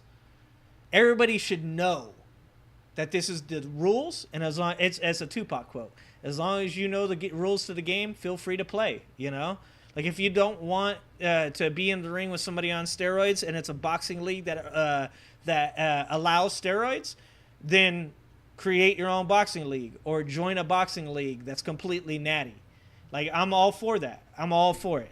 Abandoned her fight with Algerian boxer Imane Khelif just 46 seconds into the match, and she then dropped to her knees and started crying, and later said that she'd never been punched so hard. Now, maybe this is just me, but if I were an Olympian going up against a fellow Olympian, I'd expect them to be pretty damn good. Yeah. And also, one other thing about this before we get started, because I'm a huge boxing fan. I've been watching boxing since Sugar Ray Leonard, Marvin Hagler, George Foreman. I saw like one of Ali's last fights, not personally, but on TV or whatever. But I think my personal opinion on this is that this Italian woman came into this fight with the information, and the reason that she quit was because she allowed the other people to get into her head. This woman, this Imane Khelif woman, has lost 9 times to other women. I read this tweet from this Irish boxer that had beat her, and she said, I don't think that she's transgender. I fought against her, but hey, sure, I guess if it is somebody saying that they're not, at least they should be open with it so that way the person understands. But she said, she's like, she didn't hit any harder than any woman that I've ever fought in my life. So the way I look at this is, I think this is very unfortunate. And I think that people did this Italian woman wrong. I think people got in this Italian woman's ear and told her, like, don't worry if you lose, like, that other person's cheating. Like, they set her up for a loss. Because the way that she quit was a person that, like, came into the fight thinking she was going to lose to somebody with an unfair advantage. Like, this woman has lost, was it 9 times to other women? She lost in the last Olympics in the first round or the quarterfinals. I can't remember. Like, that's a travesty too. Like, she shouldn't have been set up to lose by her own people. That's my personal opinion. I don't know if that's true. So, I feel like this is Kind of poor sportsmanship on Karini's part, but you can probably guess what some people had to say in the aftermath of this fight. For example, J.K. Rowling tweeted, "Could any picture sum up our new men's rights movement better? The smirk of a male who knows he's protected by a misogynist sporting establishment enjoying the distress of a..." And I'd like to point out that this is within hours of this match happening. That's what I'm saying, is the insanity of people thinking that they are so fucking smart, so good at deciding whether or not something is or isn't something, have the confidence to come out and say this about a person without ever actually just allowing a little bit of fucking time to pass to confirm the things that you believe. Like, I said this in a Twitter post. I said, maybe somebody was slighted, maybe somebody wasn't, but can we at least give it some fucking time before we come out and attempt to ruin somebody's fucking life over something? Like, that's the insanity that I fight against. That's what I'm up here trying to tell you guys. Like, this shit's got to stop. I almost feel like social media should just be fucking deleted. I feel like all of this shit should just fucking go away because people have lost their fucking minds. Like, we've been given a tool that we're not capable of using. Einstein said it when electricity went across the United States of America during the celebration of golden lights across America. Edison was at this party, and Einstein radioed in and said, "You have created a technology that America has not caught up to yet and is going to create new issues for America to deal with." And I genuinely don't believe we have caught up since electricity has been invented to the advancements in technology, and I do believe that it is having an extremely adverse effect on humanity as a whole. That's why people like delete social media from their phones and stuff, right? Woman he's just punched in the head and whose life's ambition he just shattered. Logan Paul tweeted, "This is the purest form of evil unfolding right before your eyes. A man was allowed to beat up a woman on a global stage, crushing her live stream while fighting for her deceased father. This delusion must end." Elon Musk shared a post from Riley Gaines, a swimmer turned anti-trans grifter. And come on, Riley Gaines, like, God damn it, man. This is what drives me nuts. I get that Riley Gaines had beef. I understand that Riley Gaines had beef. But then to, like, turn around and, like, this is now your life. This is who you are. You lost this race to this person. You felt it was unfair. I said this before. In America, we can't take losing anymore. We don't deal with losing well at all in America anymore. I think that Riley Gaines had a right to have beef. I think she had a right to have her opinion. But that doesn't mean you turn this into a fucking, like, this thing where you crusade against every small thing that happens and blow it out of proportions. Elon Musk has millions of supporters. Do you think he verified any of this before he actually, like, retweeted this? No. Because the point of social media platforms nowadays is to be the first one to retweet something.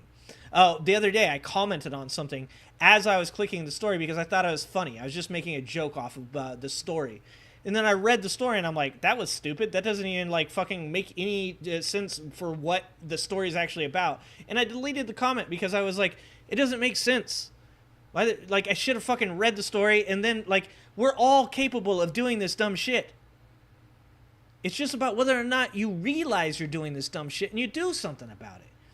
Like, I don't get, well, I do get, because there's financial benefit. I get it. And once again, we're just going to go back to the problem. Money is the fucking root of all evil. Who tied with trans swimmer Leah Thomas for 5th place. And what she said was, "Men don't belong in women's sports. Hashtag I stand with Angela Carini. Let's get it trending." Tulsi Gabbard chimed in saying the consequence of the insane trans ideology is on full display at the Olympics. Biological men pretending to be women. Exactly. The Italian girl had lost before she got into the ring. She took jabs, dude. I've been jabbed a million fucking times. I can tell you, it's not fun. But I've been jabbed by dudes that are like 3 times my size. When I was like fucking 11 years old, I used to box with a guy who you guys will see every once in a while in here. His name is Tommy.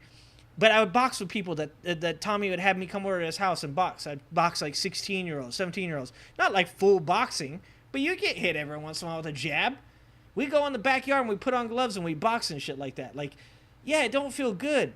Binary like gave the fuck up. I think that what Paul said is right. She lost before she got in the ring, and I think that she realizes that. I saw her apology the other day where she said, you know, like, I feel bad, and I would have embraced her afterwards.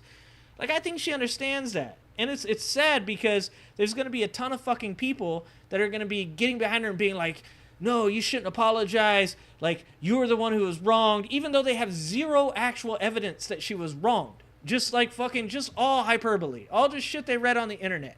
Something they learned about 3 hours ago. They are the most confident fucking people in the world. It's fucking insane.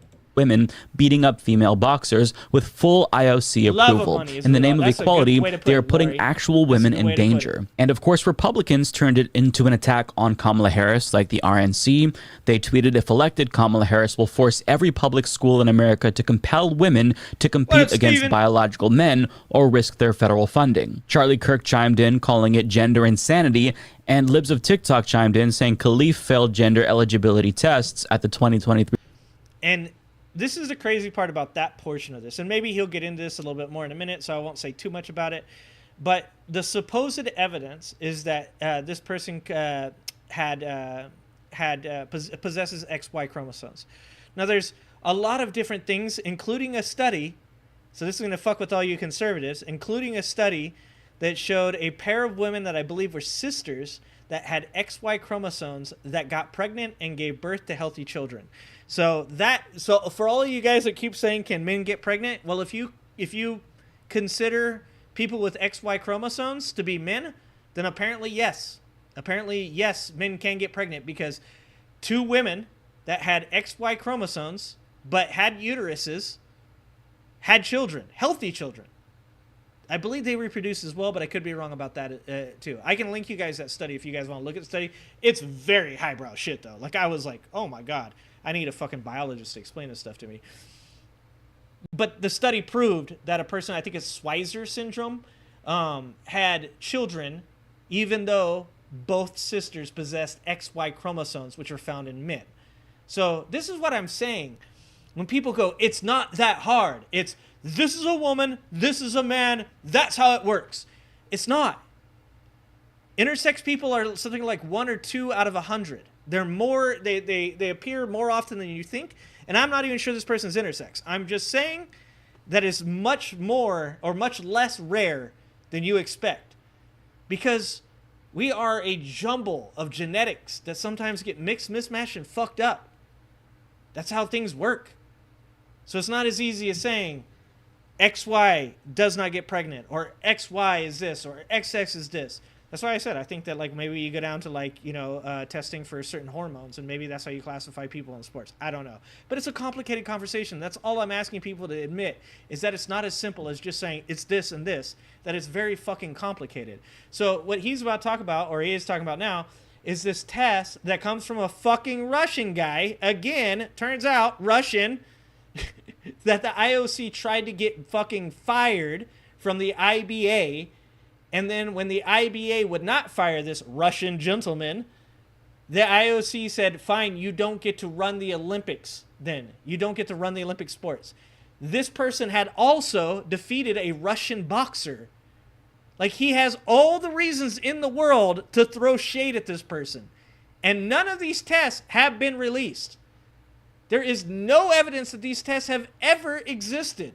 Just a dude saying, I ran these tests and I told them about it. That's it. That's where we're at with World Championships. Now, we're going to come back to that in a moment. But she adds, poor girl. She's trained her whole life for this. The Olympics sanctions violence against women. Now, even both Trump and J.D. Vance chimed in, calling Khelif a man. Trump says that he will stop men from participating in women's sports. And there were so many more people calling Khelif a man online, but those were just some of the most prominent people with the largest platforms attacking her. Now, allow me to burst their bubble. Imane Khelif is not trans. She is a cis woman. But they're calling her a man because she's apparently too good. I just want to answer Frosty. No, Frosty, at this point, and I don't even know why I'm fucking even saying this. This is insane for me to even be talking about. At this point, she is a cis woman. Because there is no evidence at this point that, once again, we're going to talk about preponderance of evidence, right? Like, I'm not going to ask to see this person's genitalia. I have to be able to accept the facts as they appear and then hope that this Italian woman that boxed her has the proper channels to make sure that she was involved in what would be considered a fair fight. That's where I have to be. I can't sit up here and say this person is this or is that. I have to take at face value. Because it's insane for me to be sitting up here thinking that I can speak to whether or not a person that is thousands of miles away from me, that I've never met in my life, that I did not know about until like fucking 36 hours ago, that I could possibly tell you whether or not this person is something, anything. I couldn't tell you if they were a good fucking worker. At the sport that she's at the Olympics for. Now, no, I hear you, if Frosty. you're at the Olympics, I would imagine that you're pretty damn good in the first place, but apparently she's too good. So therefore, she can't be a cis woman. She must be a trans woman or a biological male, as they'd say. Now, putting aside the mass bullying she's been subjected to, they're inadvertently inciting violence against her because... Yeah, he's going to talk about this in a second, but it's actually illegal, or I'm sorry, prohibited. I don't know if that's the same. It's prohibited to be transgender in Algeria. And if you don't understand what that means that she can be arrested if people think that she is transgender. She can be prosecuted and potentially harmed by people in Algeria. So once again, that just makes this even fucking worse. Like, in the country that she comes from, they're extremely homophobic. That's so fucking bad. Like, this is what I'm saying is, people for clicks, people for fucking, to be first on X, are willing to throw the life of a human being away so that way they can, potentially get a couple more followers. Like, even if this person was, I would be like, I'm good, I'm not going there. Let this shit be somebody else to deal with. It's fucking insane. Because in her country, being trans is literally a crime, and the penalty is prison. Now, anti-LGBTQ plus policies are enforced at the local level in Algeria, so if she encounters a police officer who agrees with the hysteria that they're seeing online, if they see bigot posts from J.K. Rowling and Elon Musk, she could get harassed.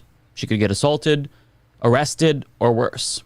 In Algeria, if you're even suspected of being queer, cops will sometimes arrest you for that, or they'll target you and harass you. So she's not just being subjected to cruelty and online harassment. These transphobes calling her a man could ruin her life.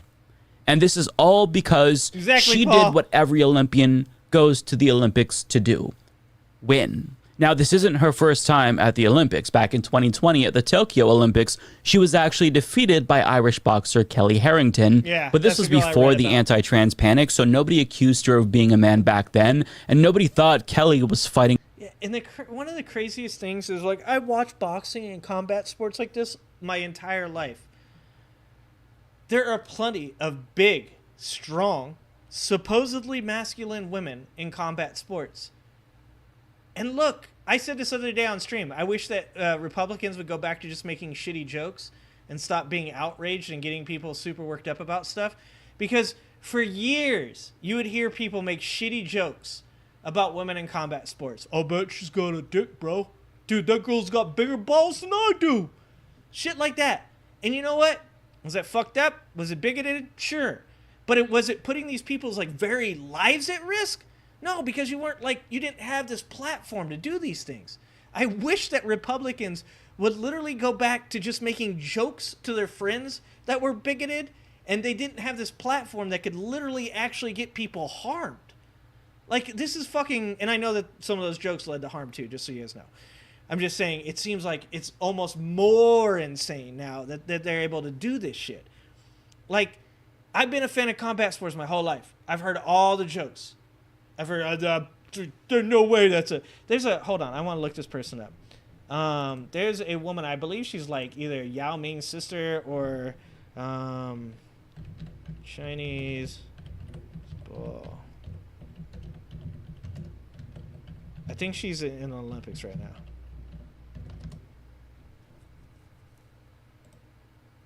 Here you go. So look at that girl. I don't know if you guys can see that. Look at how big she is. See how tall she is? She is larger. She's 7'3". She's 16. Holy fuck. She's 16. She's 16 and she's 7'3". I don't know if she's actually Yao Ming's sister. Maybe I'm just making that shit up. Look at this shit.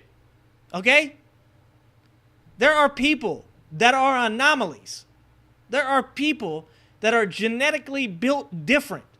That does not make this woman a man. It does not make her transgender, even though that fucking wouldn't matter. It doesn't mean, and this is something people have brought up before. So a bunch of people brought up a really pertinent answer to this question about whether or not it's unfair if this person, let's say, was everything these people have said.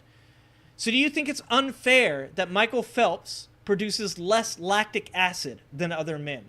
Do you think it's unfair that Michael Phelps was born with a genetic deformity where his chest was caved in, or maybe that was the other guy, where he could do the butterfly better and more effective than other people? Do you think it's unfair that some men are born with more testosterone than other men? Do you think it's unfair that some people are bigger or smaller? Like, this is where I said there has to be a bigger conversation about these things, and it's not as simple as man, woman.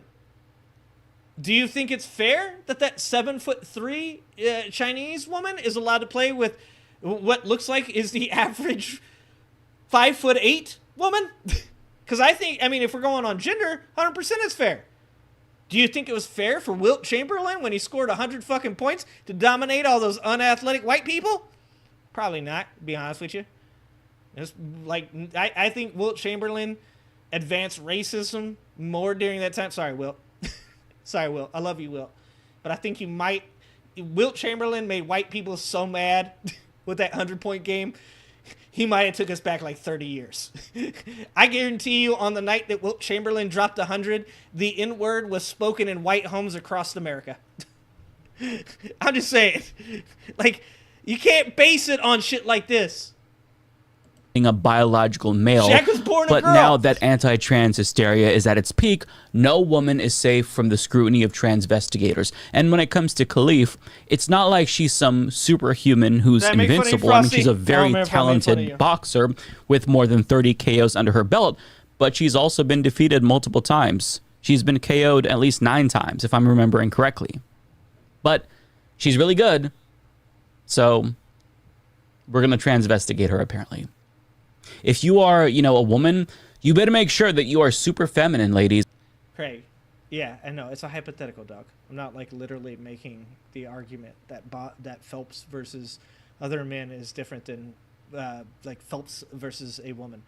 I'm saying my point, my friend, is that it's more nuanced. Like, you're making my point for me, right? Like, is that there is nuance to the conversation of how we should start to categorize sports as things start to change. Like, the change is undeniable, and also it's always existed. Look at Caitlyn Jenner. Okay? Caitlyn Jenner, a transgender person. Like, there's just more nuance is all I'm saying. I'm not trying to say that Michael Phelps or a man with testosterone versus a woman with testosterone. That's not the argument. I'm literally just trying to use it as an analogy. Analogy isn't one for one. An analogy is meant to make comparisons to prove a point. And my point is that there must be more nuance in the conversation. There must be more nuance in the conversation. Otherwise, that's all the woman experts might start asking questions about you too. That's how ridiculous this has all become. But when it comes to Khelif, Whoops. But Craig, that's what I'm saying is I don't think it's as simple as just saying trans women shouldn't be in women's sports. I think it is. We do not feel that there is, or we feel, not that we don't feel. We feel that there is a competitive advantage for having X trait, whether it's muscle mass, bone density, testosterone, whatever it is, right? And then we need to determine what we can do to place those people into their proper roles or their proper categories for sports. Because sports are one of the few places where it is appropriate to categorize people. It is appropriate for fairness to attempt to put people into certain categories to create the most competitive, right? So I think that there is much more nuance to it than just saying, no, they don't. They should. I mean, you can start there. You can start with the default being. I think that we should exclude, but that we should also talk about a solution.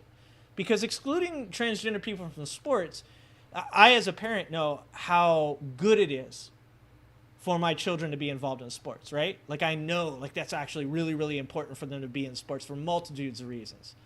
So I don't want to find myself in a place where I'm saying to a transgender person that they don't get to exist within the sports spectrum, because I also know that a lot of depression, anxiety, suicidal issues come along with being transgender in our society, and I wouldn't want to provide a negative. I would want to try to provide a positive to help them, and sports for transgender people is a positive. Thanks, Frosty. Thanks for the $2. You have a good night, too. Yeah. We need to pursue a solution. And I feel like currently, and this is an I feel statement, I do feel like where we're at with the conversation is trans bad. It's like, no, like, God damn it, man. Why can't we have better and more nuanced conversations? And that's because of polarization. Because people feel like they have to be so extreme in their opinions on any given subject, because if they're not, they will be kicked out by the people that they like. Their friends, their party members, the people around them will exclude them because they disagree even partially with what they're saying. And that's why I've always said about this channel is, at the end of the day, if this channel goes nowhere because people hear the things I say and they go, well, I agree with 95% of what you said, but that 5% of what you said I hate you for and I'll never watch your show again, then it goes nowhere. I am who I am, and I hope to become better educated to all these topics. I hope to have more nuanced takes to it. I hope to become a better, more full human being that can contribute to society and help other people to succeed and provide like a good, positive outcome for all people, regardless of gender, regardless of sexuality, regardless of biological sex, regardless of age, or ethnicity, or culture. I want to help as many people as I can. And if that turns out that my ideology or my ability to take in information from multitudes of different perspectives and have nuance to my conversations ends up in me being excluded from every group, then that's what the fuck happens. I'm okay with it. If you hear what I'm saying, I'm not trying to... Now, this isn't her first time at the Olympics. Back in 2020 at the Tokyo Olympics, she was actually defeated by Irish boxer Kelly Harrington. But this was before the anti-trans panic, so nobody accused her of being a man back then, and nobody thought Kelly was fighting a biological male. But now that anti-trans hysteria is at its peak, no woman is safe from the scrutiny of transvestigators. And when it comes to Khelif, it's not like she's some superhuman who's invincible. I mean, yeah, the one thing I do need to say is what Jess just said. There is no dude that is cutting off his balls to compete against women to win at college sports. I don't give a fuck who you are. You can have the worst, most polarized opinion on this possible. There is no dude that is getting surgeries just to go compete. Oh, there might be one. There's always one person. Always one. The percentage chance that somebody is cutting off their balls to go beat some chicks at college level swimming. That shit ain't happening, dude. It ain't happening. Like, dude, you could literally just become a right-wing grifter and you could make so much more money. I mean, she's a very talented boxer with more than 30 KOs under her belt, but she's also been defeated multiple times. She's been KO'd at least 9 times, if I'm remembering correctly. But she's really good, so we're going to transvestigate her, apparently. If you are, a woman, you better make sure that you are super feminine, ladies. Otherwise, the woman experts might start asking questions about you, too. That's how ridiculous this has all become. But when it comes to Khelif, speculation about her being trans started to go viral after the usual suspects like J.K. Rowling shared an article about how she, along with Taiwanese...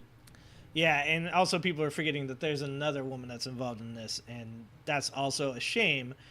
And it also shows the weird polarization, and that is the majority of people know who Imane is, but haven't said shit about the other person, which I'm okay with. That's probably the way it should stay.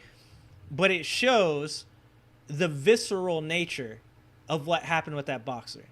She took 2 jabs and then she cried in the middle of the ring, and people see that and they're affected by it, and they have these like this outrage culture expression of not knowing anything about the situation, but immediately deciding that they are the most informed person on this subject that has ever lived. And once again, I'm just going to point out, I don't give a shit what the outcome of the story is.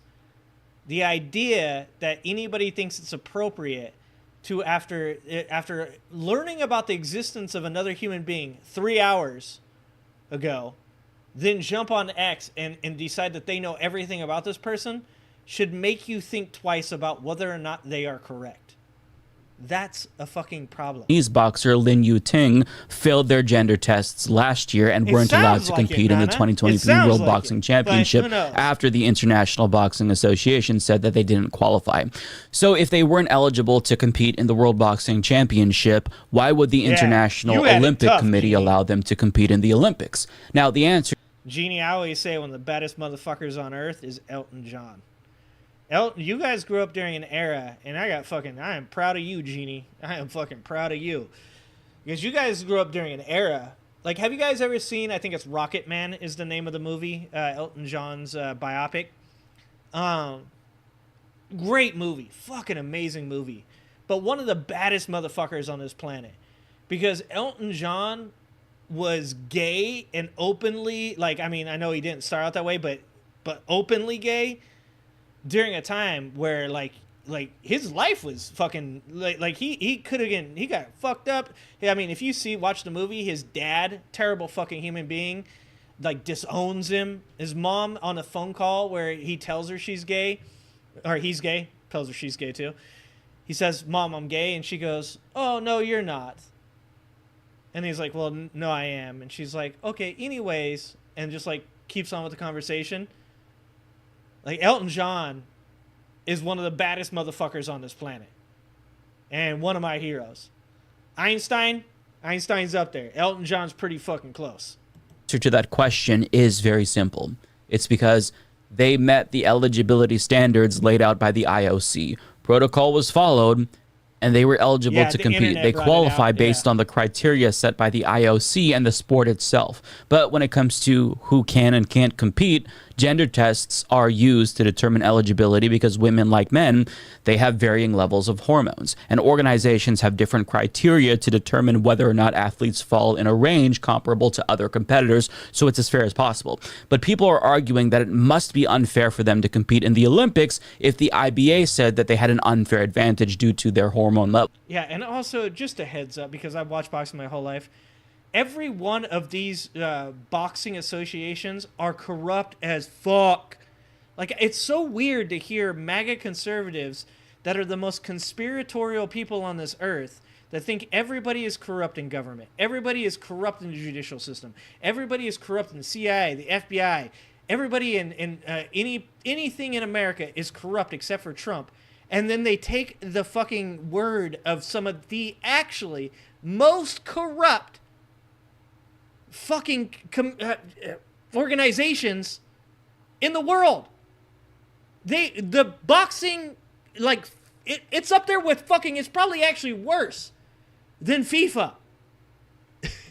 Levels. But the opposite is actually true. The reason why they weren't allowed to compete in the World Championship of Boxing is actually really suspicious and downright unfair itself. As Christina Cauterucci of Slate explains, Imane Khelif of Algeria and Lin Yuting of Taiwan, neither of whom is transgender, competed in the Tokyo Olympics in 2021 and have won medals at previous World Boxing tournaments. But last year, the International Boxing Association, the governing body for the sport, disqualified Khelif and Lin during the tournament. According to an IOC database, Khelif was removed from the 2023 championships just hours before she was set to compete for the gold medal because her elevated levels of testosterone failed to meet the eligibility criteria. Lin competed and even won the bronze in the tournament, but the IBA took it back after she was found ineligible based on the results of a biochemical test that likely found high testosterone levels.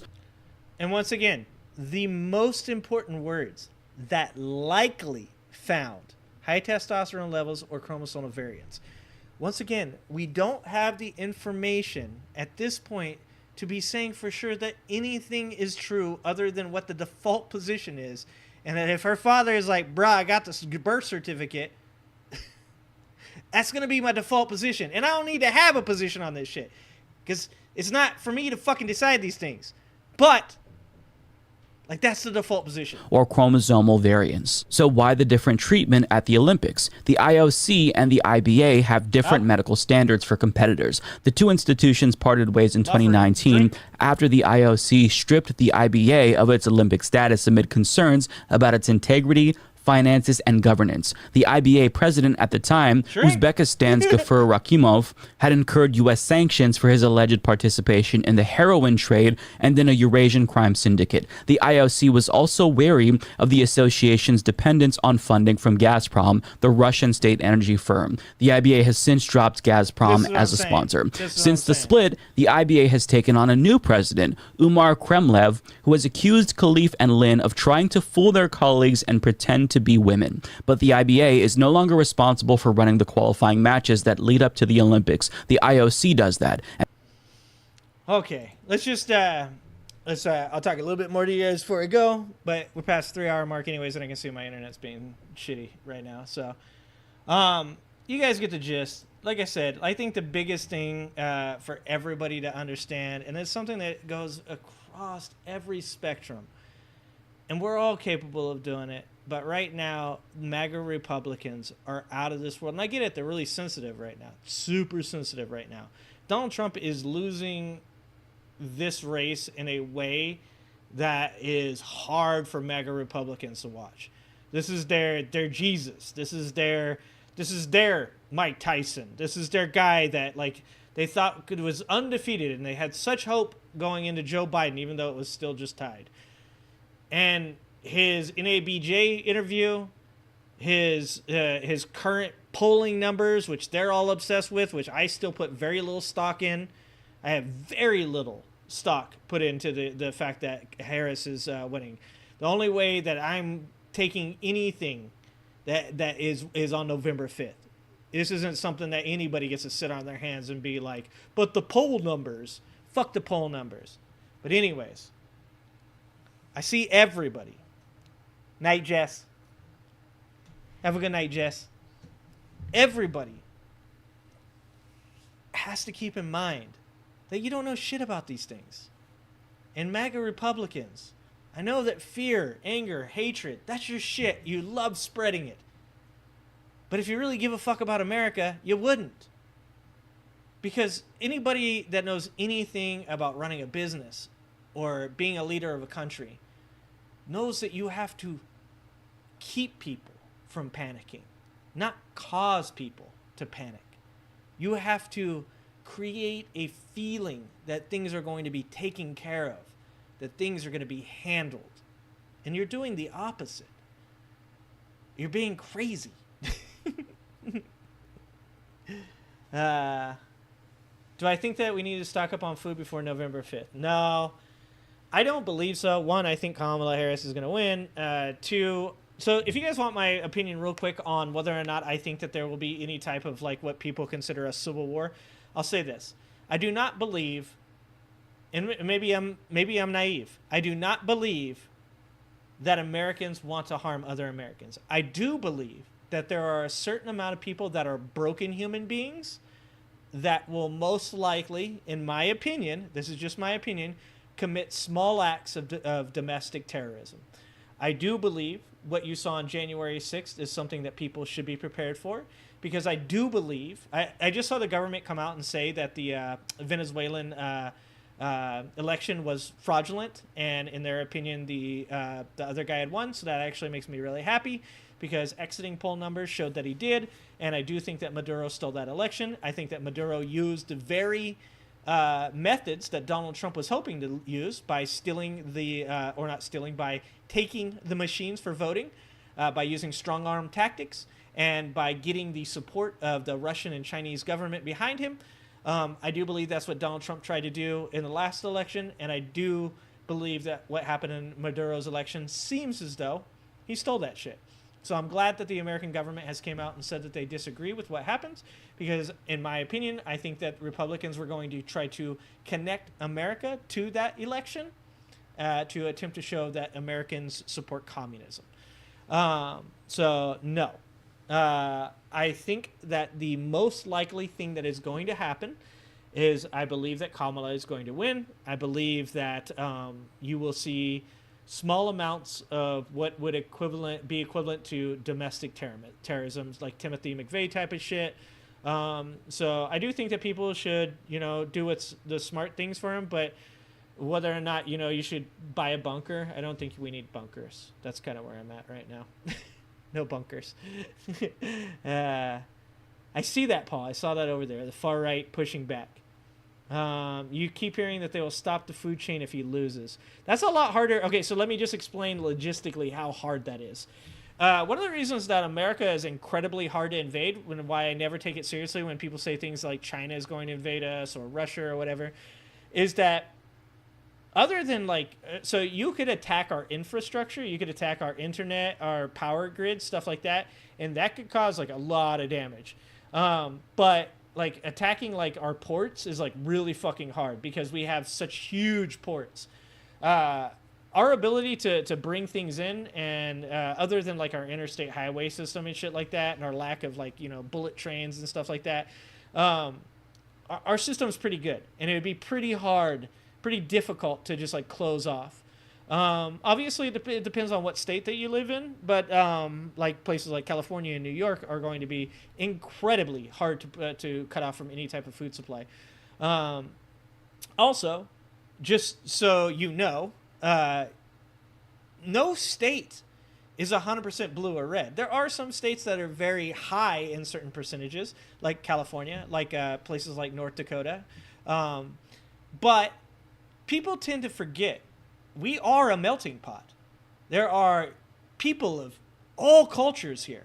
There are people of all religions here, of all sexualities, of all genders, of all ages, all cultures. People don't understand how difficult it would be to actually have a civil war. There's a very low percentage chance of that. Now, I do think that I am answering Nana's question, Mike, I believe. I do think, and I don't want to give people anxiety, but I think people should watch the world leave the world behind. And the reason I say that is there's a couple different reasons. Leave the world behind both points out something that's very important, and that is our electrical grid and our internet is actually the way that a war would be waged against us. All the people that believe that there's Honduran troops coming across the border and Chinese troops coming across the border. A land war in America is a really stupid idea. Most people know that. Believe me, much smarter people than myself know that in China and Russia. So a land war is not the way that America would be invaded. Attacking infrastructure, knocking out the power grid, knocking out our satellites, that is the way that war is going to be waged, especially over the next decade, where things like AI become more prevalent, viruses in our systems, people getting their data hacked. That's the way, because the real way to destroy countries nowadays is to eliminate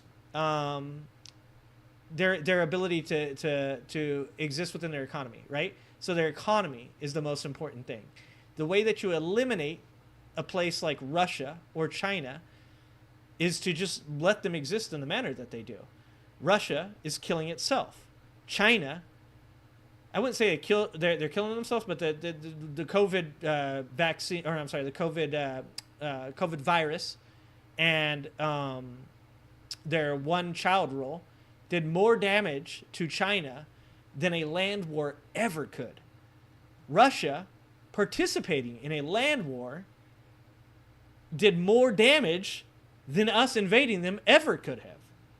The way to attack countries is now to destroy their economy, to limit their ability to produce, and to attack their infrastructure through their power grids and their internet, and that is how warfare will be conducted in the future. The other reason that I say this, that you should watch the movie Leave the World Behind, is because the third step of the invasion in that movie is exactly what's going on in America right now. And that is, Russian interference is a real thing. Chinese interference is a real thing.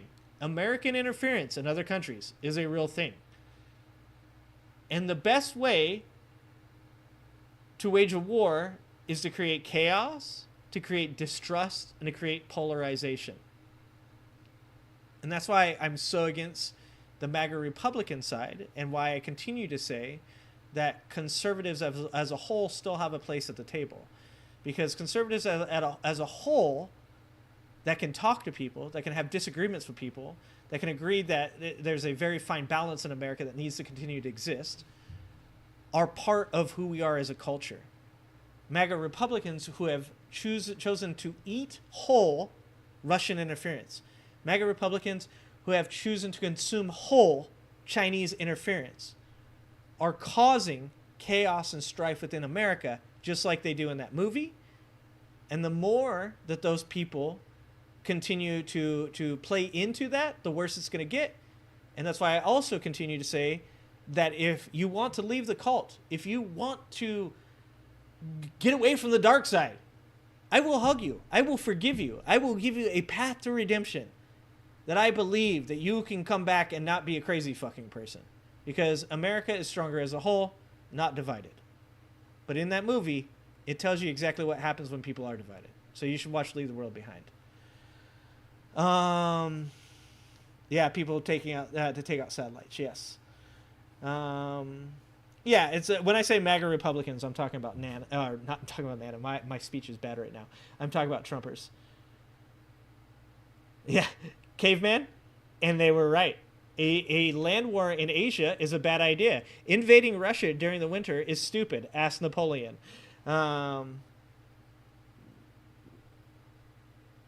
Yeah, they're never launching a ground war, GX.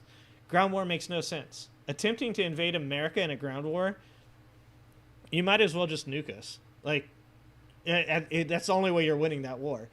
And then they'll never nuke us unless we try to nuke them first, because we are resource rich.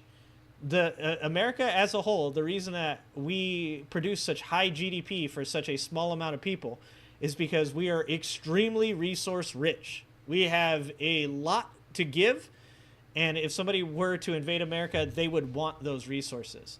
So, like I said, the best way to do it for most countries would be to come in. And once again, I don't have any expertise on these things. This is all just things that, like, I understand intuitively by reading the things that I read. It doesn't mean that I am correct. It doesn't mean that I am more knowledgeable than you watching some dude with 30 years in the military. Listen to that dude. Don't listen to me.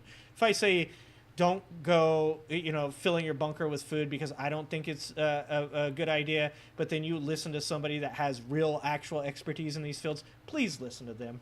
Please listen to them. Do not listen to me. These are just my opinions. So I just want to keep that out there for all of you guys, because I love you. I respect you. I'm so thankful that you guys are always here, and I want to see the best for you guys. I always want everybody to live the most successful and happy life that they possibly can. All right, let me give my spiel. Thank you for everybody that came. You can always support my show through Super Chats. Thank you for those people that did support my show through Super Chats today. I appreciate that so much. I never make any real money off of these videos, but when you guys give me $5, $10, I feel like a busker on the street. I get my hat filled up with a little bit of money, so I appreciate that. You can also support my channel by going to my channel and clicking the join button. For only 10 cents a day, you can support a soulless ginger on his journey to become more educated and a more better, well-rounded person. It's only $3 a month, and it helps me out tremendously, so you can do that as well. You can also go to the progressivematters.com link in my description, which is my website, which leads you to my PayPal, where if you really feel like donating some money, that's the best way to do it, because they don't take 55% of the money, which is what YouTube takes. Other than that, I love you guys and appreciate you guys. So I know that not everybody is in a financial way to help support my channel, and I am super thankful for everything you do. So if you can't support my channel financially, I do appreciate it when you guys go to my channel, click the videos, watch the videos, comment on the videos, like the videos, and share the videos. That's the best way that you can help me out without spending your hard-earned cash. I'm not Donald Trump. I don't want your last $35 of your SSI check. I just want to try to help you guys and hopefully help myself in the doing. So, you know, the real way you find success is by helping others be successful. Appreciate you guys. Thank you, Ars. Thank you, Spitfire. Never a bad idea to stock up on a little food. Remember, live streams are Monday and Wednesday at 6 o'clock, Saturday at 5 o'clock. That's all Pacific. Yeah. I love you guys. I appreciate you guys. I'm super thankful that you guys make this thing so fun to do. I know that we approach a lot of topics that are sometimes really hard to talk about. And for those of you like Frosty, like No Reply, I appreciate you guys pushing back. I do not dislike people pushing back against me. I like trying to work things through my head. It's what makes me me. So I appreciate that shit. Thanks a lot, guys. I appreciate you so much. And yeah, I'll see you next time.